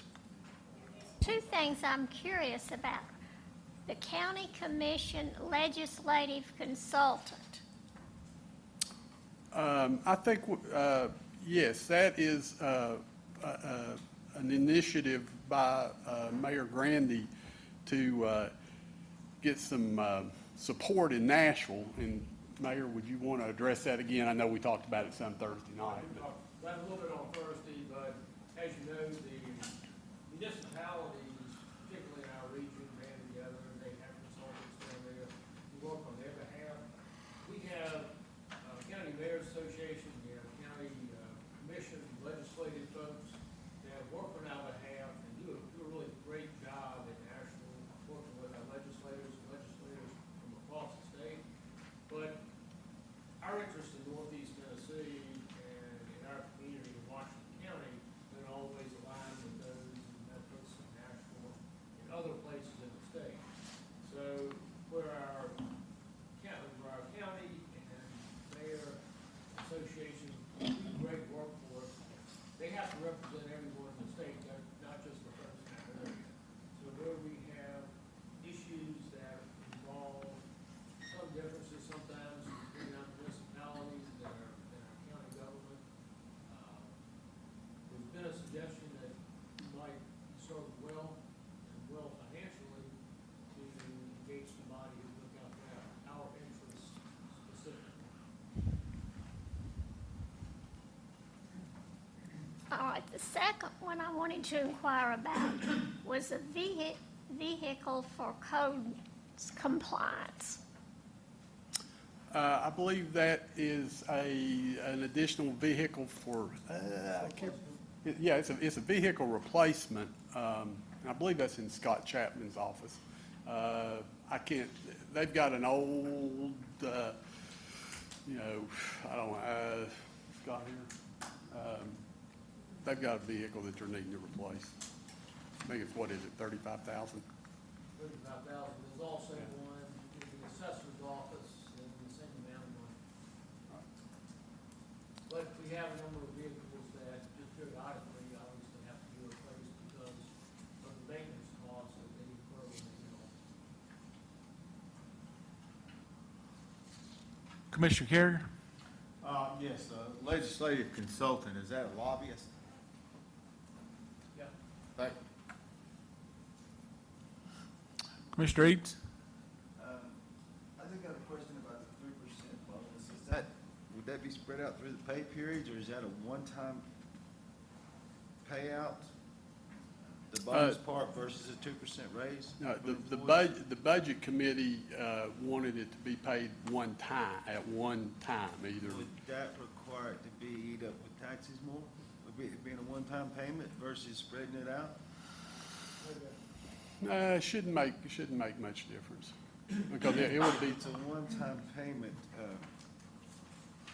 maybe a simple explanation for a simple person, but if it's a one-time payment, how does it actually equate to a 5% raise? well, the 3% bonus doesn't, that, coupled with the 2% raise is the 5%. The employee ends up throughout the year receiving 5% more than the year before. Okay. So it is a true 5% raise, is that what you're saying? Or, I mean, I'm trying to understand the bonus versus an annual payday raise. I don't think it would equate to a 5% raise. It'll equate dollar-wise to 5% raise, but they would get 3% of it at one time, and preferably early in the year. So instead of waiting all year to get that 3%, they're getting it upfront. And then the 2% raise would go on, would be paid out over the whole year. But 3% of it they get as soon as the letter's completed. Correct. All right, I'm not against any employee raise. I would just, I would like to see,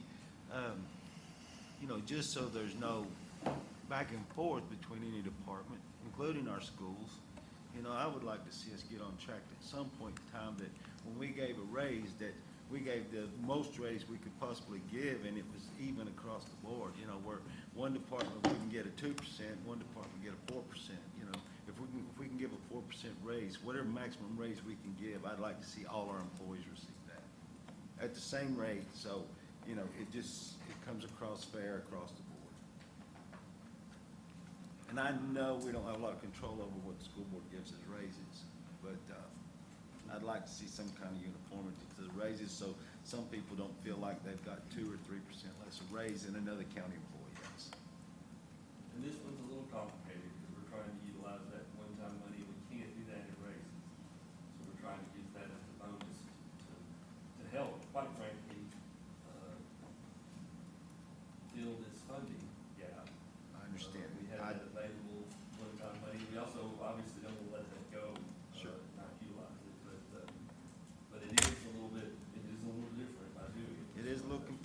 I just wanted some clarity from whoever to assure that, you know, our other county employees are gonna receive, you know, a complete 5% raise, equates to the 4% that our school teachers and school boards, you know, has given for the school system. I mean, I'd like it to, you know, I'd like it to come out close. I think we'll have to value all our employees the same when we give raises. Commissioner Malone? Well, just a thought, I think part of the reasoning from the Budget Committee was that we could do more if we did it this way, with being able to use that one-time state grant money to help get them more than 4%. It's 5% effective for this fiscal year, but 2 of that is an ongoing increase in their regular compensation, and then the 3% is the one-time bonus. And, you know, from a tax perspective, it could potentially, and I'm not an accountant, it could potentially impact that pay period, and I wish Michelle was here, but, or Mitch, you may be able to answer this question. It could impact that pay period, but all of that will get fixed when they file their taxes at the end of the year. If they paid extra in that pay period, it'll all get trued up and fixed when they file their annual tax return. Commissioner Malone, when that bonus amount goes in, it will not push them into a higher bracket, which is what happens if you've got a one-time Okay. bonus and Thank it's you. treated as it within that one period.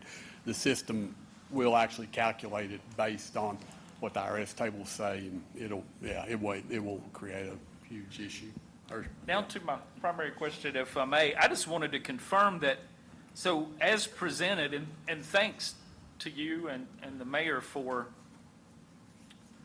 trying to come up with an alternate proposal, I suppose. But, so there's not, as presented, there's not a proposal to transfer any money out of the debt service fund. That is correct. That is a Now, transfer. we're going ahead and making a transfer that was approved this Current. current fiscal That's year, but correct. not the coming. That's correct. So in the capital projects fund, the $2,050,000, just an observation and then a question, but to, I think, Commissioner Tester's point last week, you know, by making this transfer, we're not using the capital projects fund as I think was intended when that was established a long time ago, because we're essentially going to use those dollars, those pennies that have been allocated to that fund, we're then going to use them as a transfer to the general fund to essentially help cover ongoing operating expenses as opposed to capital projects, which is what was intended. So we're not using that capital projects fund as it was intended. And then to my question, I just wonder, I don't have in front of me, actually I've got it in my budget folder below, but I'm curious about when you look at that capital projects, the timeline where we allocate what gets spent each year, and I know it's a worksheet that can change from time to time, but what suffers in the coming fiscal year as a result of that transfer? Is that the question, what suffers Yes. in the current year?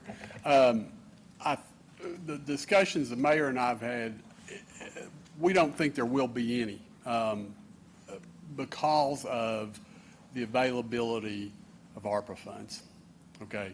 We've got some one-time funds that are coming in that this body may very well allocate to some capital projects, not unlike the schools using their ESSER, their ESSER 3.0 money to do some things that are set up in the education capital investment plan. So, Mayor, would you concur or? Yes, that's absolutely true. There's one project that's been big, that's really ready to get started, is the detention center HVAC system. That, the next project is the historic courthouse HVAC system. It has to be pushed off into the future to accumulate some money to do that, or if the commission might want to consider the HVAC project at the detention center using ARPA funds, and that would free up that money to move forward the next project. So that's a decision that y'all have in front of you, probably before too long, but we want to be sure that project qualifies and what it does, but still waiting for the rules. Thank you. Well, and just an observation, coming back to something we discussed earlier about the need for this body, this commission, to set guidelines. I mean, it's been mentioned that we might spend about half for water projects, which I think may be wholly appropriate. Now we're potentially talking about spending several $1 million of that money on capital projects we had planned elsewhere. So, I know $25 million is a whole lot of money, but you've already allocated potentially, and I know it's subject to approval, but you've already allocated, as much as 14 or 15 million. Maybe not quite that much, but if we cover those capital projects with that ARP money. So, thank you, Mr. Chairman. Okay. Commissioner Williams? In studying all this and having a husband that spent 9 years running the orthopedic department at the VA, why does the county have a veteran service office when we have such a wonderful VA system that could take care of their questions? It's a good question. I'm going to, As a veteran, let me speak to okay, that. okay. If you've ever dealt with the VA, it can be a mystery. Oh, really? Yes. And I think it's helpful to have someone that can cut through the red tape and help you with answering the questions. And a good example I have of that is the disabled American veterans. I've seen them take fellows that really have issues, and they are afraid to apply for VA help because they're afraid the government's going to put them in jail or do something bad to them. But these guys at the DAV, they know the system. They can take these people by the hand, they can walk them through so they get their benefits they're entitled to. And I would guess that VA can be a huge, complex monster to deal with, and it's nice to have somebody that's your friend that can take you by the hand and lead you through the red tape and the paperwork. Mayor, I see you standing there. Yeah, I'll tell you what, I would defend our position with Jerry Story tonight. Jack's experience with the VA is exactly right. It's an amazing organization. The hospital is phenomenal. They do a tremendous job. I've had plenty of experience with that with my father-in-law in the past several years. The issue with the VA, it's not about our local facility and the great people that work there. It's more about the system. It's a huge bureaucratic federal system, which once you're in, there are advocates within the system that can help you maneuver through it. With most veterans, the challenge is getting started. Where do I go? Who do I see? If you drive into the VA campus, it's a huge complex of buildings. Where do you go? Where do you start?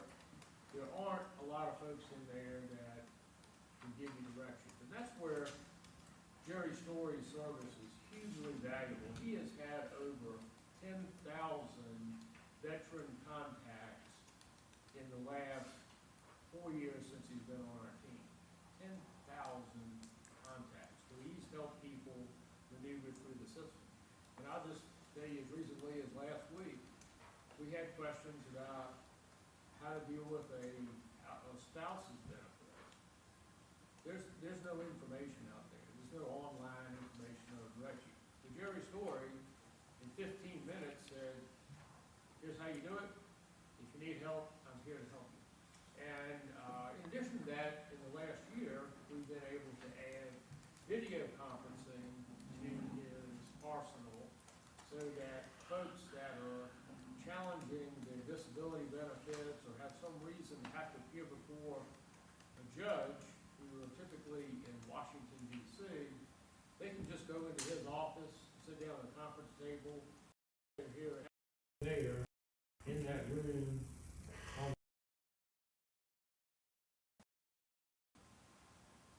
You would think with one of the largest VAs in the country right here in our very community, his service wouldn't necessarily be needed. And for years we didn't have since we have, it's been amazing to me at the impact he has had on the local 10,000 veterans that are in our community. That's a phenomenal job. Thank you, Mayor. I just wanted to ask. Anyone else have a question for Mitch? Mitch, thank you very much. I'll let you go ahead, and then I'll go, Commissioner Harris.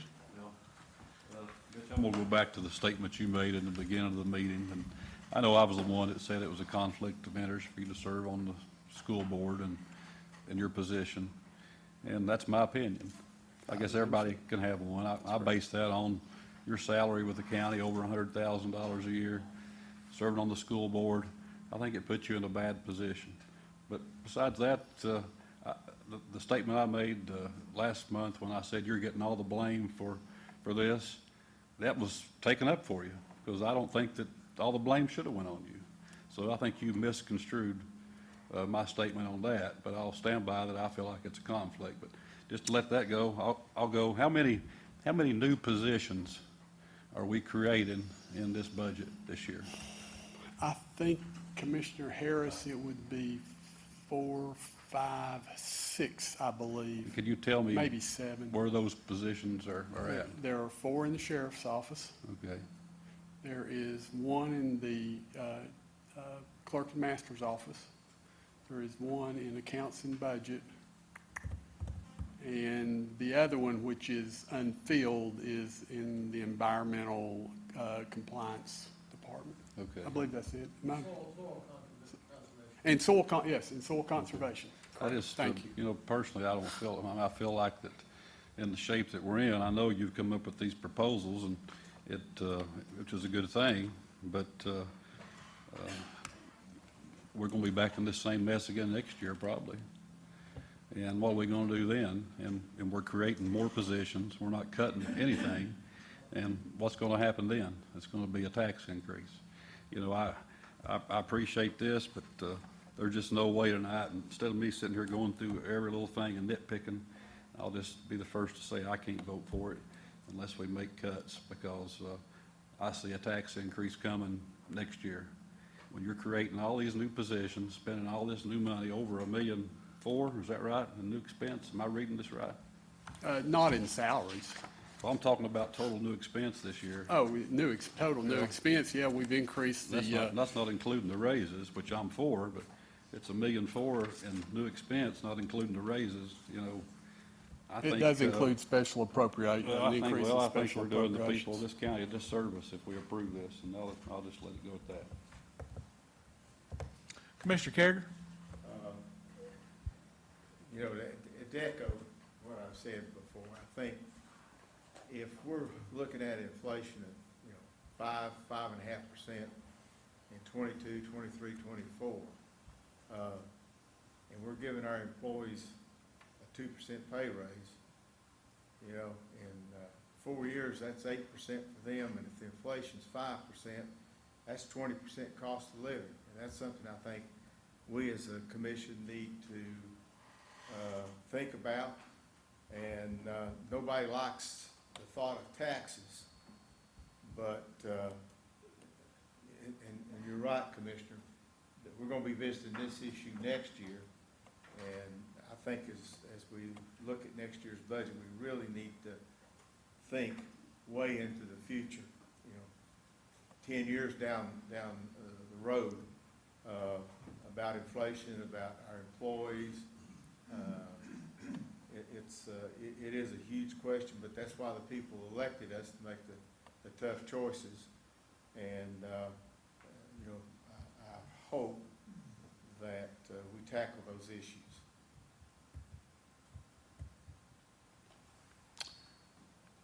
Oh, Commissioner Tester? I guess I just want to echo the last two guys. I appreciate this option, but it's another quick fix patch that we're going to be in the same boat and worse next year. And I'll just stop by saying, I stand by what I said last week, we really need to take a hard look at our spending, and we need to look long long-term, and we got a chance to do it right now. So I think we should do it. We should start now.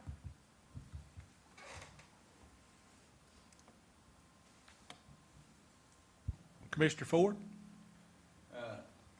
I'd like to say that a few years ago, we sat in here till about 11 o'clock at night, 12 o'clock at night, and some of you was on the commission then, some of you weren't maybe, but, well, the 40-cent increase that they did, that was passed, was supposed to fix our capital projects, and it's supposed to be a fix-all for everything we had. Am I right, Robbie? You was on the commission. And every year, we increase the expenditure more and more every year. Somewhere, some way, somehow down the line, we're gonna have to raise taxes, which I'm not in favor of raising taxes, or we're gonna have to tighten our belt, and that's just that simple. Like Phil said, they just make a decision whether right or wrong, but we gotta do the best we know what we can do to do it. But we're gonna have to, somewhere we have to curtail spending. We need, when to prioritize the things that we got to have, our employees is the most important asset we got in this county. I know I worked for 27 years for the county, and it's a great place to work. But we got employees that puts out a lot more than what they get paid to do. And we ought to be proud of each and every one of them. And we cut somewhere, let's cut somewhere besides there. Commissioner Carriger? Just one final comment. I don't think tonight's the time to do it. I think this is gonna take some thought and a lot of planning. Because I think we need to look 10 years down the road. And if I'm seeing the growth in housing that I'm seeing, I think we're gonna see a population increase. And I think that population increase is gonna require some infrastructure spending, roads, bridges. So with all due respect, I think it's something that we need to have the commission take a look at over the coming year, because try to fix it for 2 years, 3 years, it's not the right thing. I think we need to look at, 2032. Just my opinion, thank you. Commissioner Huffine? So I guess I'll reiterate part of the conversation from the other night. Process. You're spot on.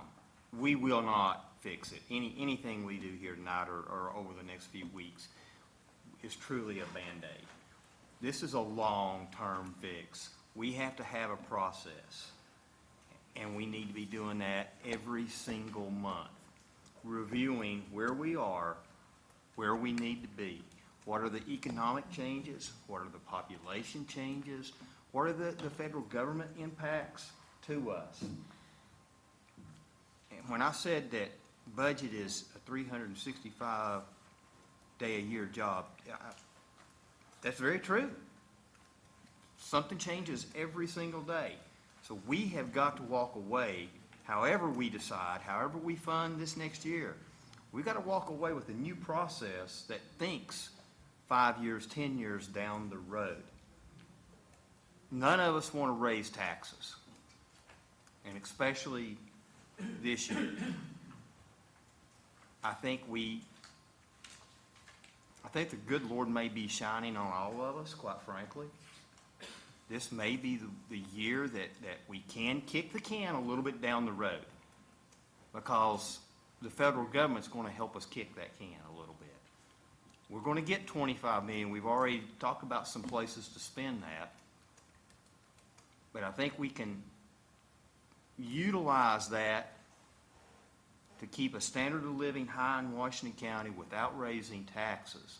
And again, that would be my hope that we could do. But more importantly, whatever we do, let's redefine a process so that we're not sitting here next year saying the same things we are now. We already know those things. We've addressed those things during the course of the year. The time to make cuts are during the course of the year when you need to make cuts, not at the end of the year. They have no impact at the end of the year. They impact the next year. But let's watch this budget closely. If we need to make adjustments, let's cut then. And we've had discussions about funding things. Probably we funded some things we wish that we hadn't. If we were doing our due diligence, we probably wouldn't have. And that's my comments. Commissioner Wheeler? I want to tag right along. I think that in order to tackle the tough questions about both revenue and expenditures, and I think you have to tackle both, we need to come to some group understanding of where we want to head, because some of what, for instance, when we had the workshop with the school board, the budget committee had asked for the economist that was there, Dr. Smith, to start out with a general explanation of where we are with growth and the impact of that. In my opinion, and the reason that the budget committee talked about it and recommended that to you was because we thought the school board needed some of that explanation. Some of us, several of us in the room, that got that when we first started. They had if you remember, they had an event at ETSU or at the Williams Center. And we got that presentation. But there may be others of us on the commission that haven't seen that would benefit.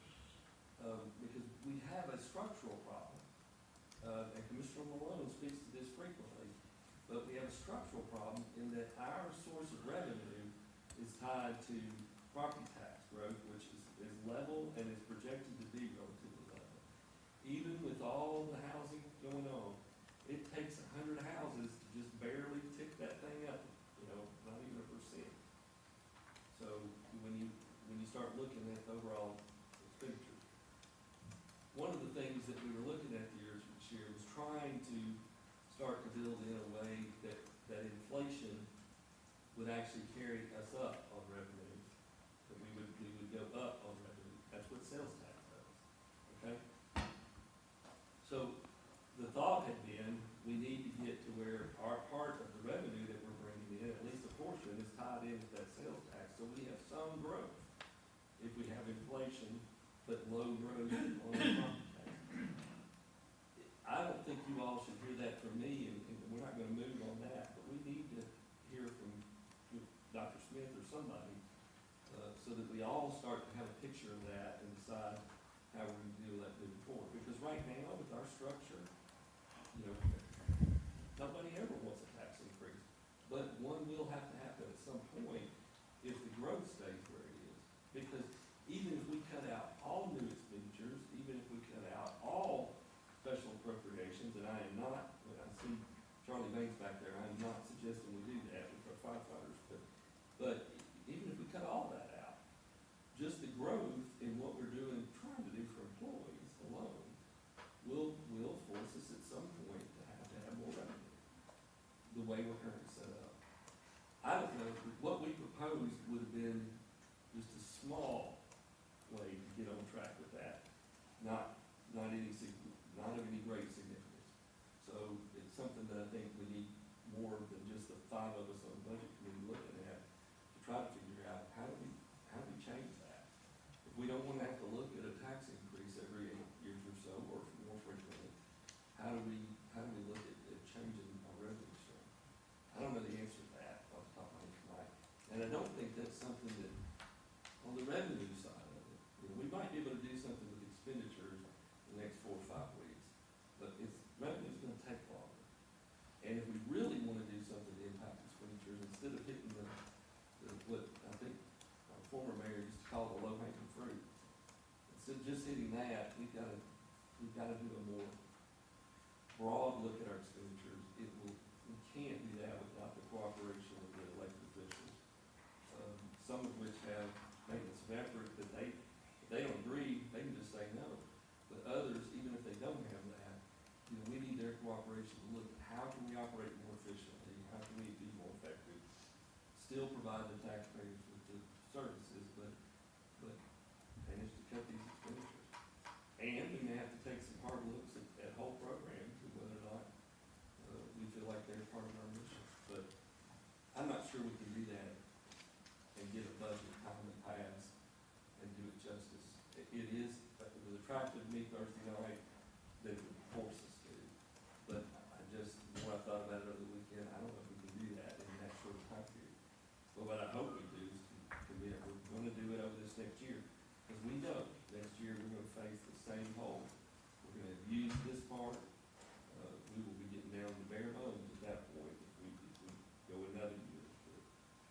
not necessarily, if we don't want it to be a tax increase this time next year, then we've got a lot of work to do. It's our piece of land.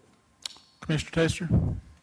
Mr. Chairman, I 100% agree with you guys about the long-term planning and all that, but I just feel like there's something a little bit backwards about the way we look at this, because we start with budget requests.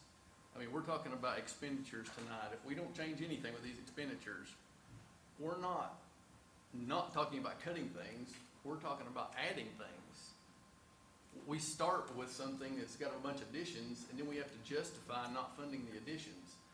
I mean, I'd like to know what it looks like if we started with the current year's budget, add the minimum MOEs, and then see how big the gap is. And then we have to justify the additions to it, not justify the things. I mean, we're talking about, we listed a minute ago, 8 new positions. I mean, 8 new positions is gonna make your long-term recurring problem, your structural problem, a whole lot worse. And if we don't do anything with these expenditures tonight, I mean, that's easy enough for us to say, we're not gonna add new stuff this year. I mean, does that take an extra meeting, or 2 extra meetings, or, I mean, what's it take? But Commissioner Wheeler?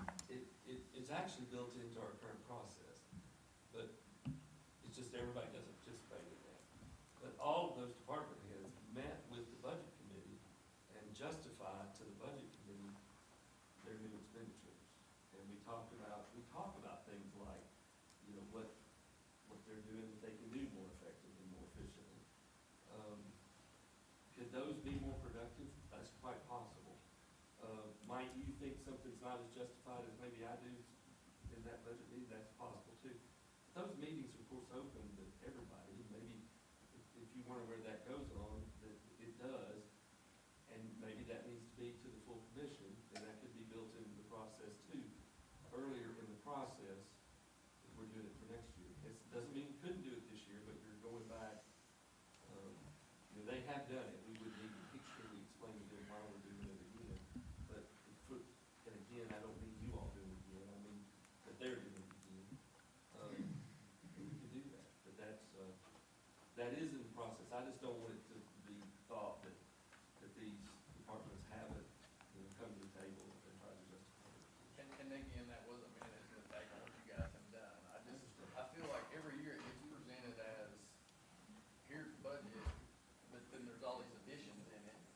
And then, I mean, even in the way sometimes I think they're brought to you all to start with, you know, it has additions, and it's like you all have to justify not supporting that addition. Whereas, why don't we start with last year's and have to justify everything we add?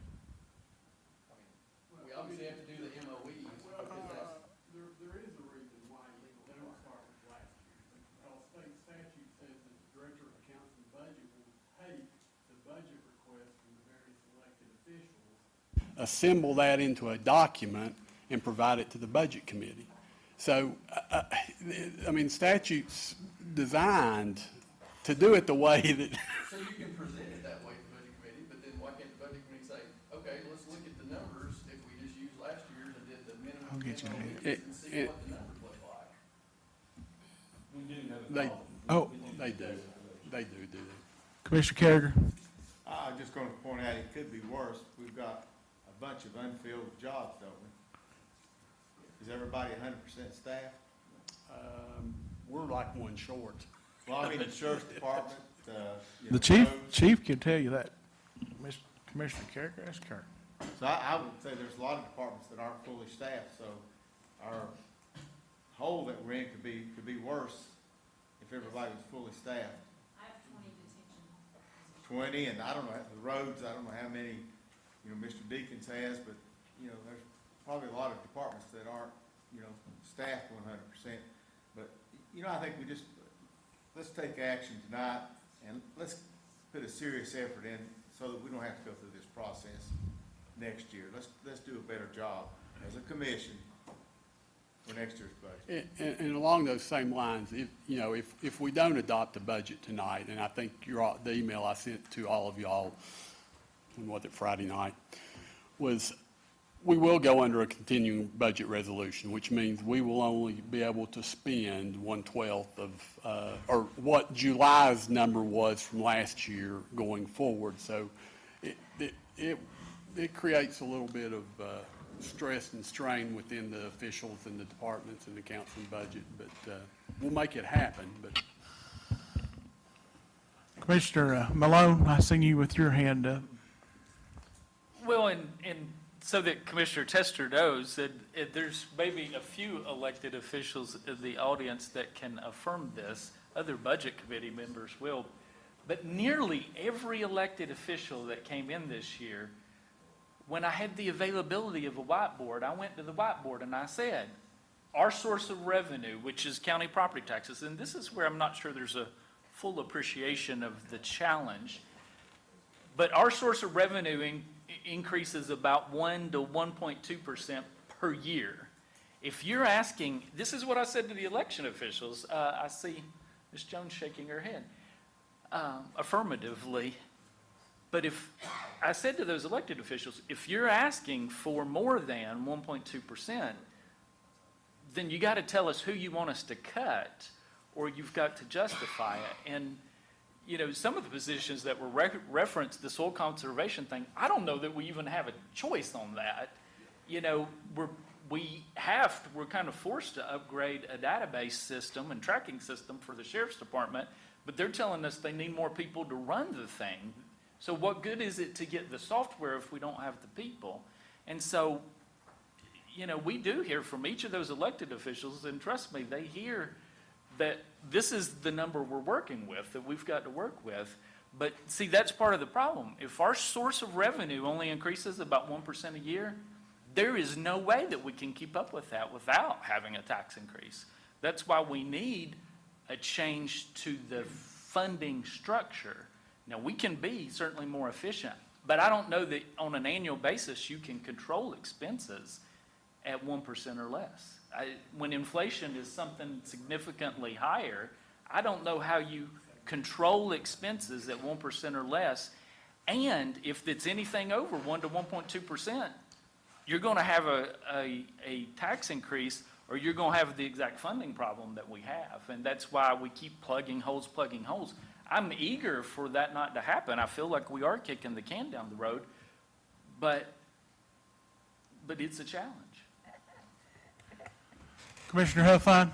I have a question for Mitch, just a point of clarification. If we do not take action, or at least until we take action, and operating on continuance, that means that no county employee, and that would be inclusive of all departments, school board, highway, everything, we could give them a bonus and or a raise. Is that correct? not while. While we're in a continuance. Well, no, sir, you would not be able to. So again, I think there's the other thing for us to at least consider.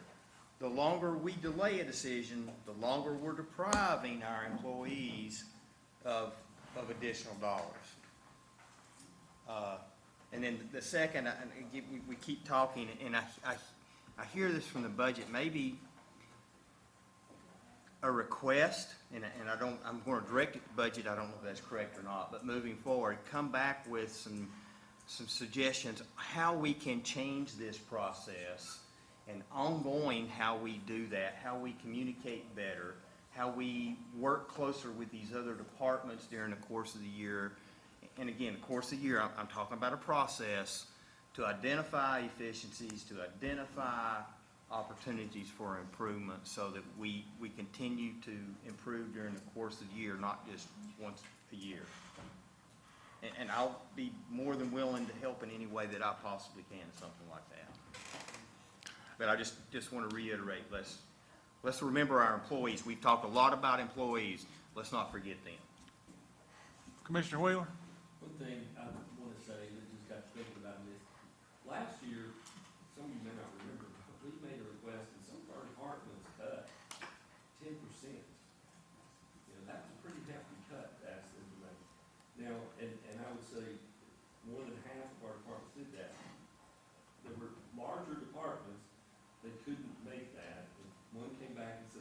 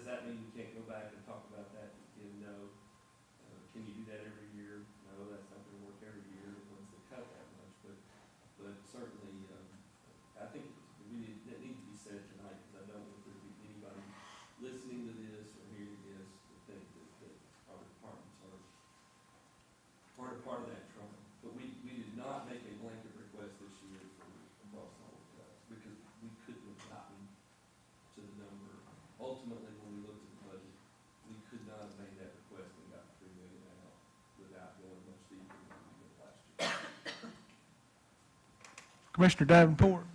Yes. Chairman, can you help me? Where are we at here? We've had great dialogue, great discussion. We don't have a motion on the floor at this time, right? We don't. We don't have a motion right now. I know that we have several things to consider tonight, and we're just looking for a motion. I mean, Would that, I'm sorry, go ahead. We can move forward with the resolutions with a little bit of amendment based on the discussion tonight and see where we are with the vote. A major amendment that would have to be made that I've spoken to that nobody else has spoken up on is whether to make this, but to tighten down on this bonus, or it would have to be agreed to as going to the individual employee. And Mr. Ford asked me whether that's part-time or full-time. If you haven't read that in the detail, minutia, it is for full and part-time employees that have been employed longer than a year. And I believe that is from, do you remember what date? July first, 2020. With continued employment, I mean, anybody that's left, anybody that quit today would not get the right. So the 1 year in there is recommended to.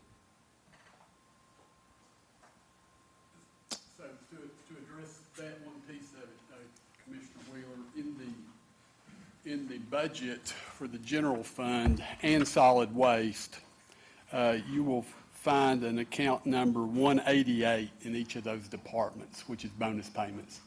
What I understand you to, that you're requesting is that those numbers in each of the departments be moved to, I'll call it general and administrative. It falls under the mayor's purview, and then any movement of that, of course, has to come back to, between departments, has to come back to this body. Is that? And then as the letter of agreement signed, and so they'll do that, and we would move the money back to their department for them to use for their purpose. I don't know of any other way for us to ensure that it gets in the pockets that we want it to get into evenly, fairly, all the way across the board. And that, of course, is just general fund employees and solid waste.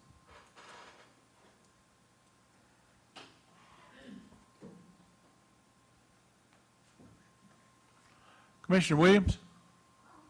When I studied from page 180 and 181, there are a lot of those special appropriations that the individual entity has their own board, such that those boards should be able to raise their own budget. And this is what I said in HEW last year. And I don't know how the other commissioners feel, but that's something that ought to be looked into. Like for, I don't even know which one, say section 27. Girls Inc. has their own board, and what happens is people from those boards come and put pressure, and they're friends of yours, and so therefore you're intimidated. But I think that's something that we've got to have to consider. The city cut everything out to nonprofits.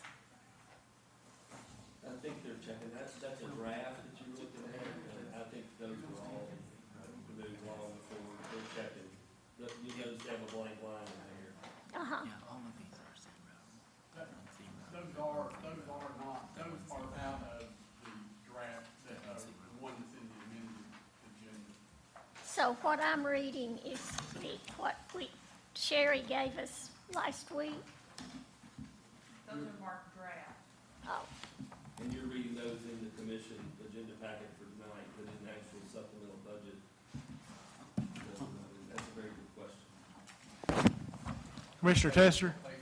What page are they on? You will find the special appropriations beginning on page 3.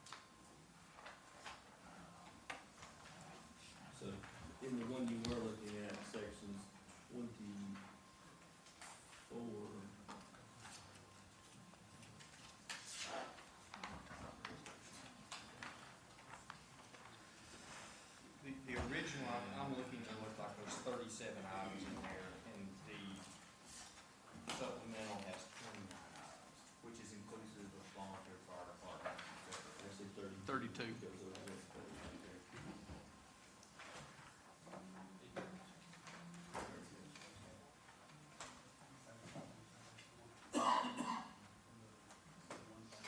Commissioner Tester? Mr. Chairman, and to Commissioner Williams' point on some of these, I looked at each of these 32 and looked at the percent increase from last year.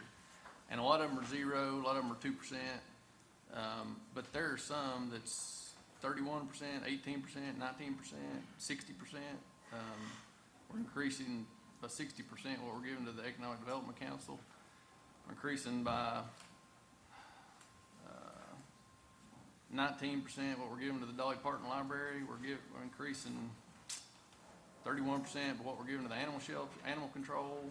I mean, again, we're not talking about cutting stuff. We're talking about adding. I mean, is none of us, I don't think none of us is the right answer, but I mean, how many of us are willing to not add $36,000 for a lobbyist? I mean,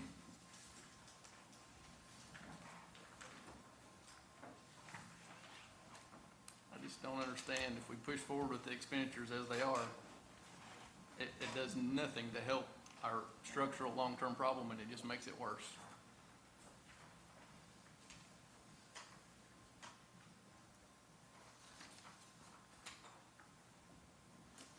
Mitch, I have a question. Last year, I know we used quite a bit of money to balance with. What was that number? 2.3 million? It's a little over $2 million, yes. How much of that money did we actually use? Well, as of the end of the year, we will have moved $2 million. 2 million? Okay. But you don't actually move it until you need it, as you need it, right? That's correct. Yeah.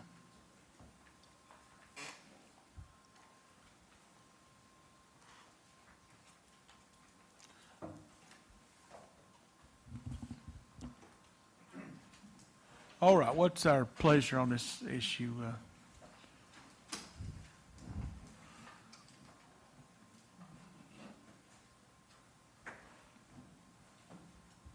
Chairman, to move things forward, if you want the budget committee to move these resolutions, we'll see where we are.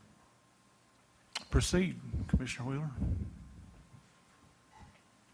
And the next resolution will be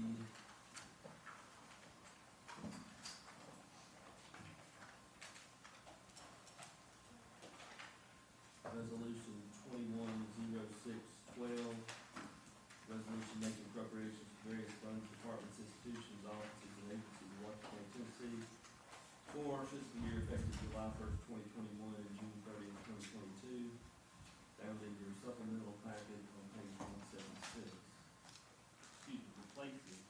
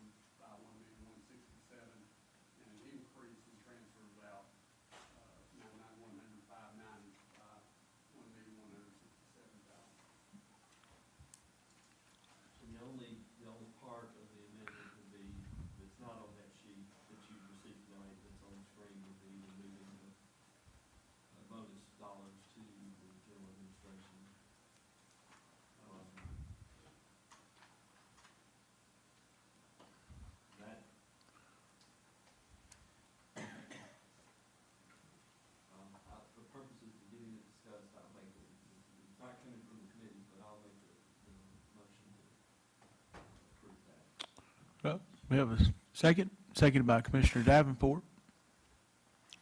We'll open up the floor for further discussion. Mr.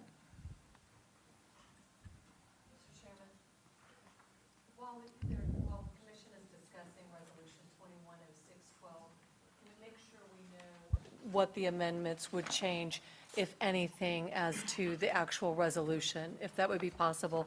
I know there's exhibits, but just if we could get a roadmap to that might make it, that, I can address that real quickly. Those exhibits that are listed, like the general fund. right, None of those dollars changed except for debt service. and so, and, Debt service and no, I think they all stay the same. So we'll have whatever the number totals to, the exhibits are attached, so we can give those numbers updated. and so that's really just item number 5, which you said is account 151, which is debt service, and then one other change on the resolution itself, and then the exhibit numbers. None of the general fund expense changed, and that's what. Thank you. Right. All right, any further questions or comments before we vote? Question's been called. Madam Clerk, if you'll switch us to the voting screen, please. Go ahead and ask Commissioner Tester. Resolution 2106. You go ahead. Resolution 210612, with the amendments that were shown on the screen earlier that are on your sheet, plus the amendment to move the bonus monies from the individual departments to general administration pending the letters of agreement being signed that agree that it will be paid out on the terms discussed. Don't we need to vote on the amendment and then vote on the resolution? And that's normally the way we amend things.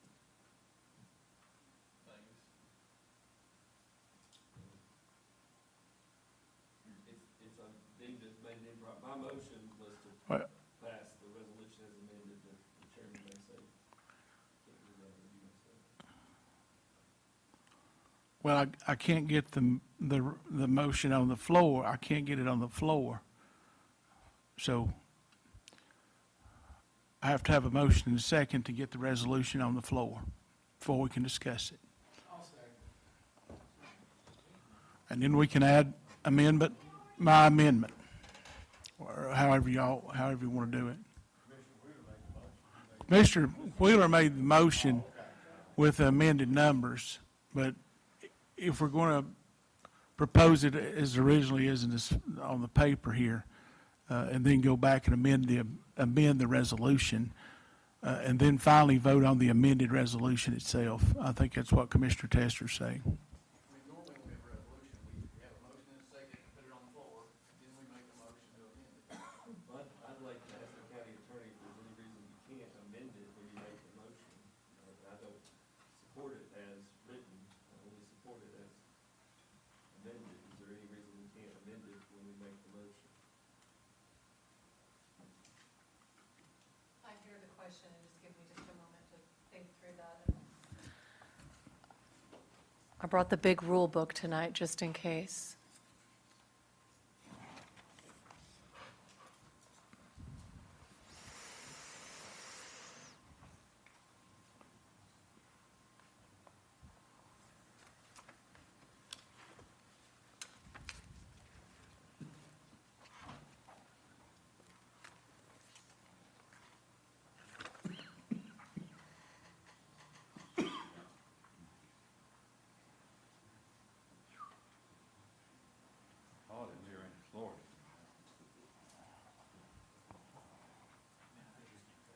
Yeah, we could take a recess here while the county attorney's studying a moment.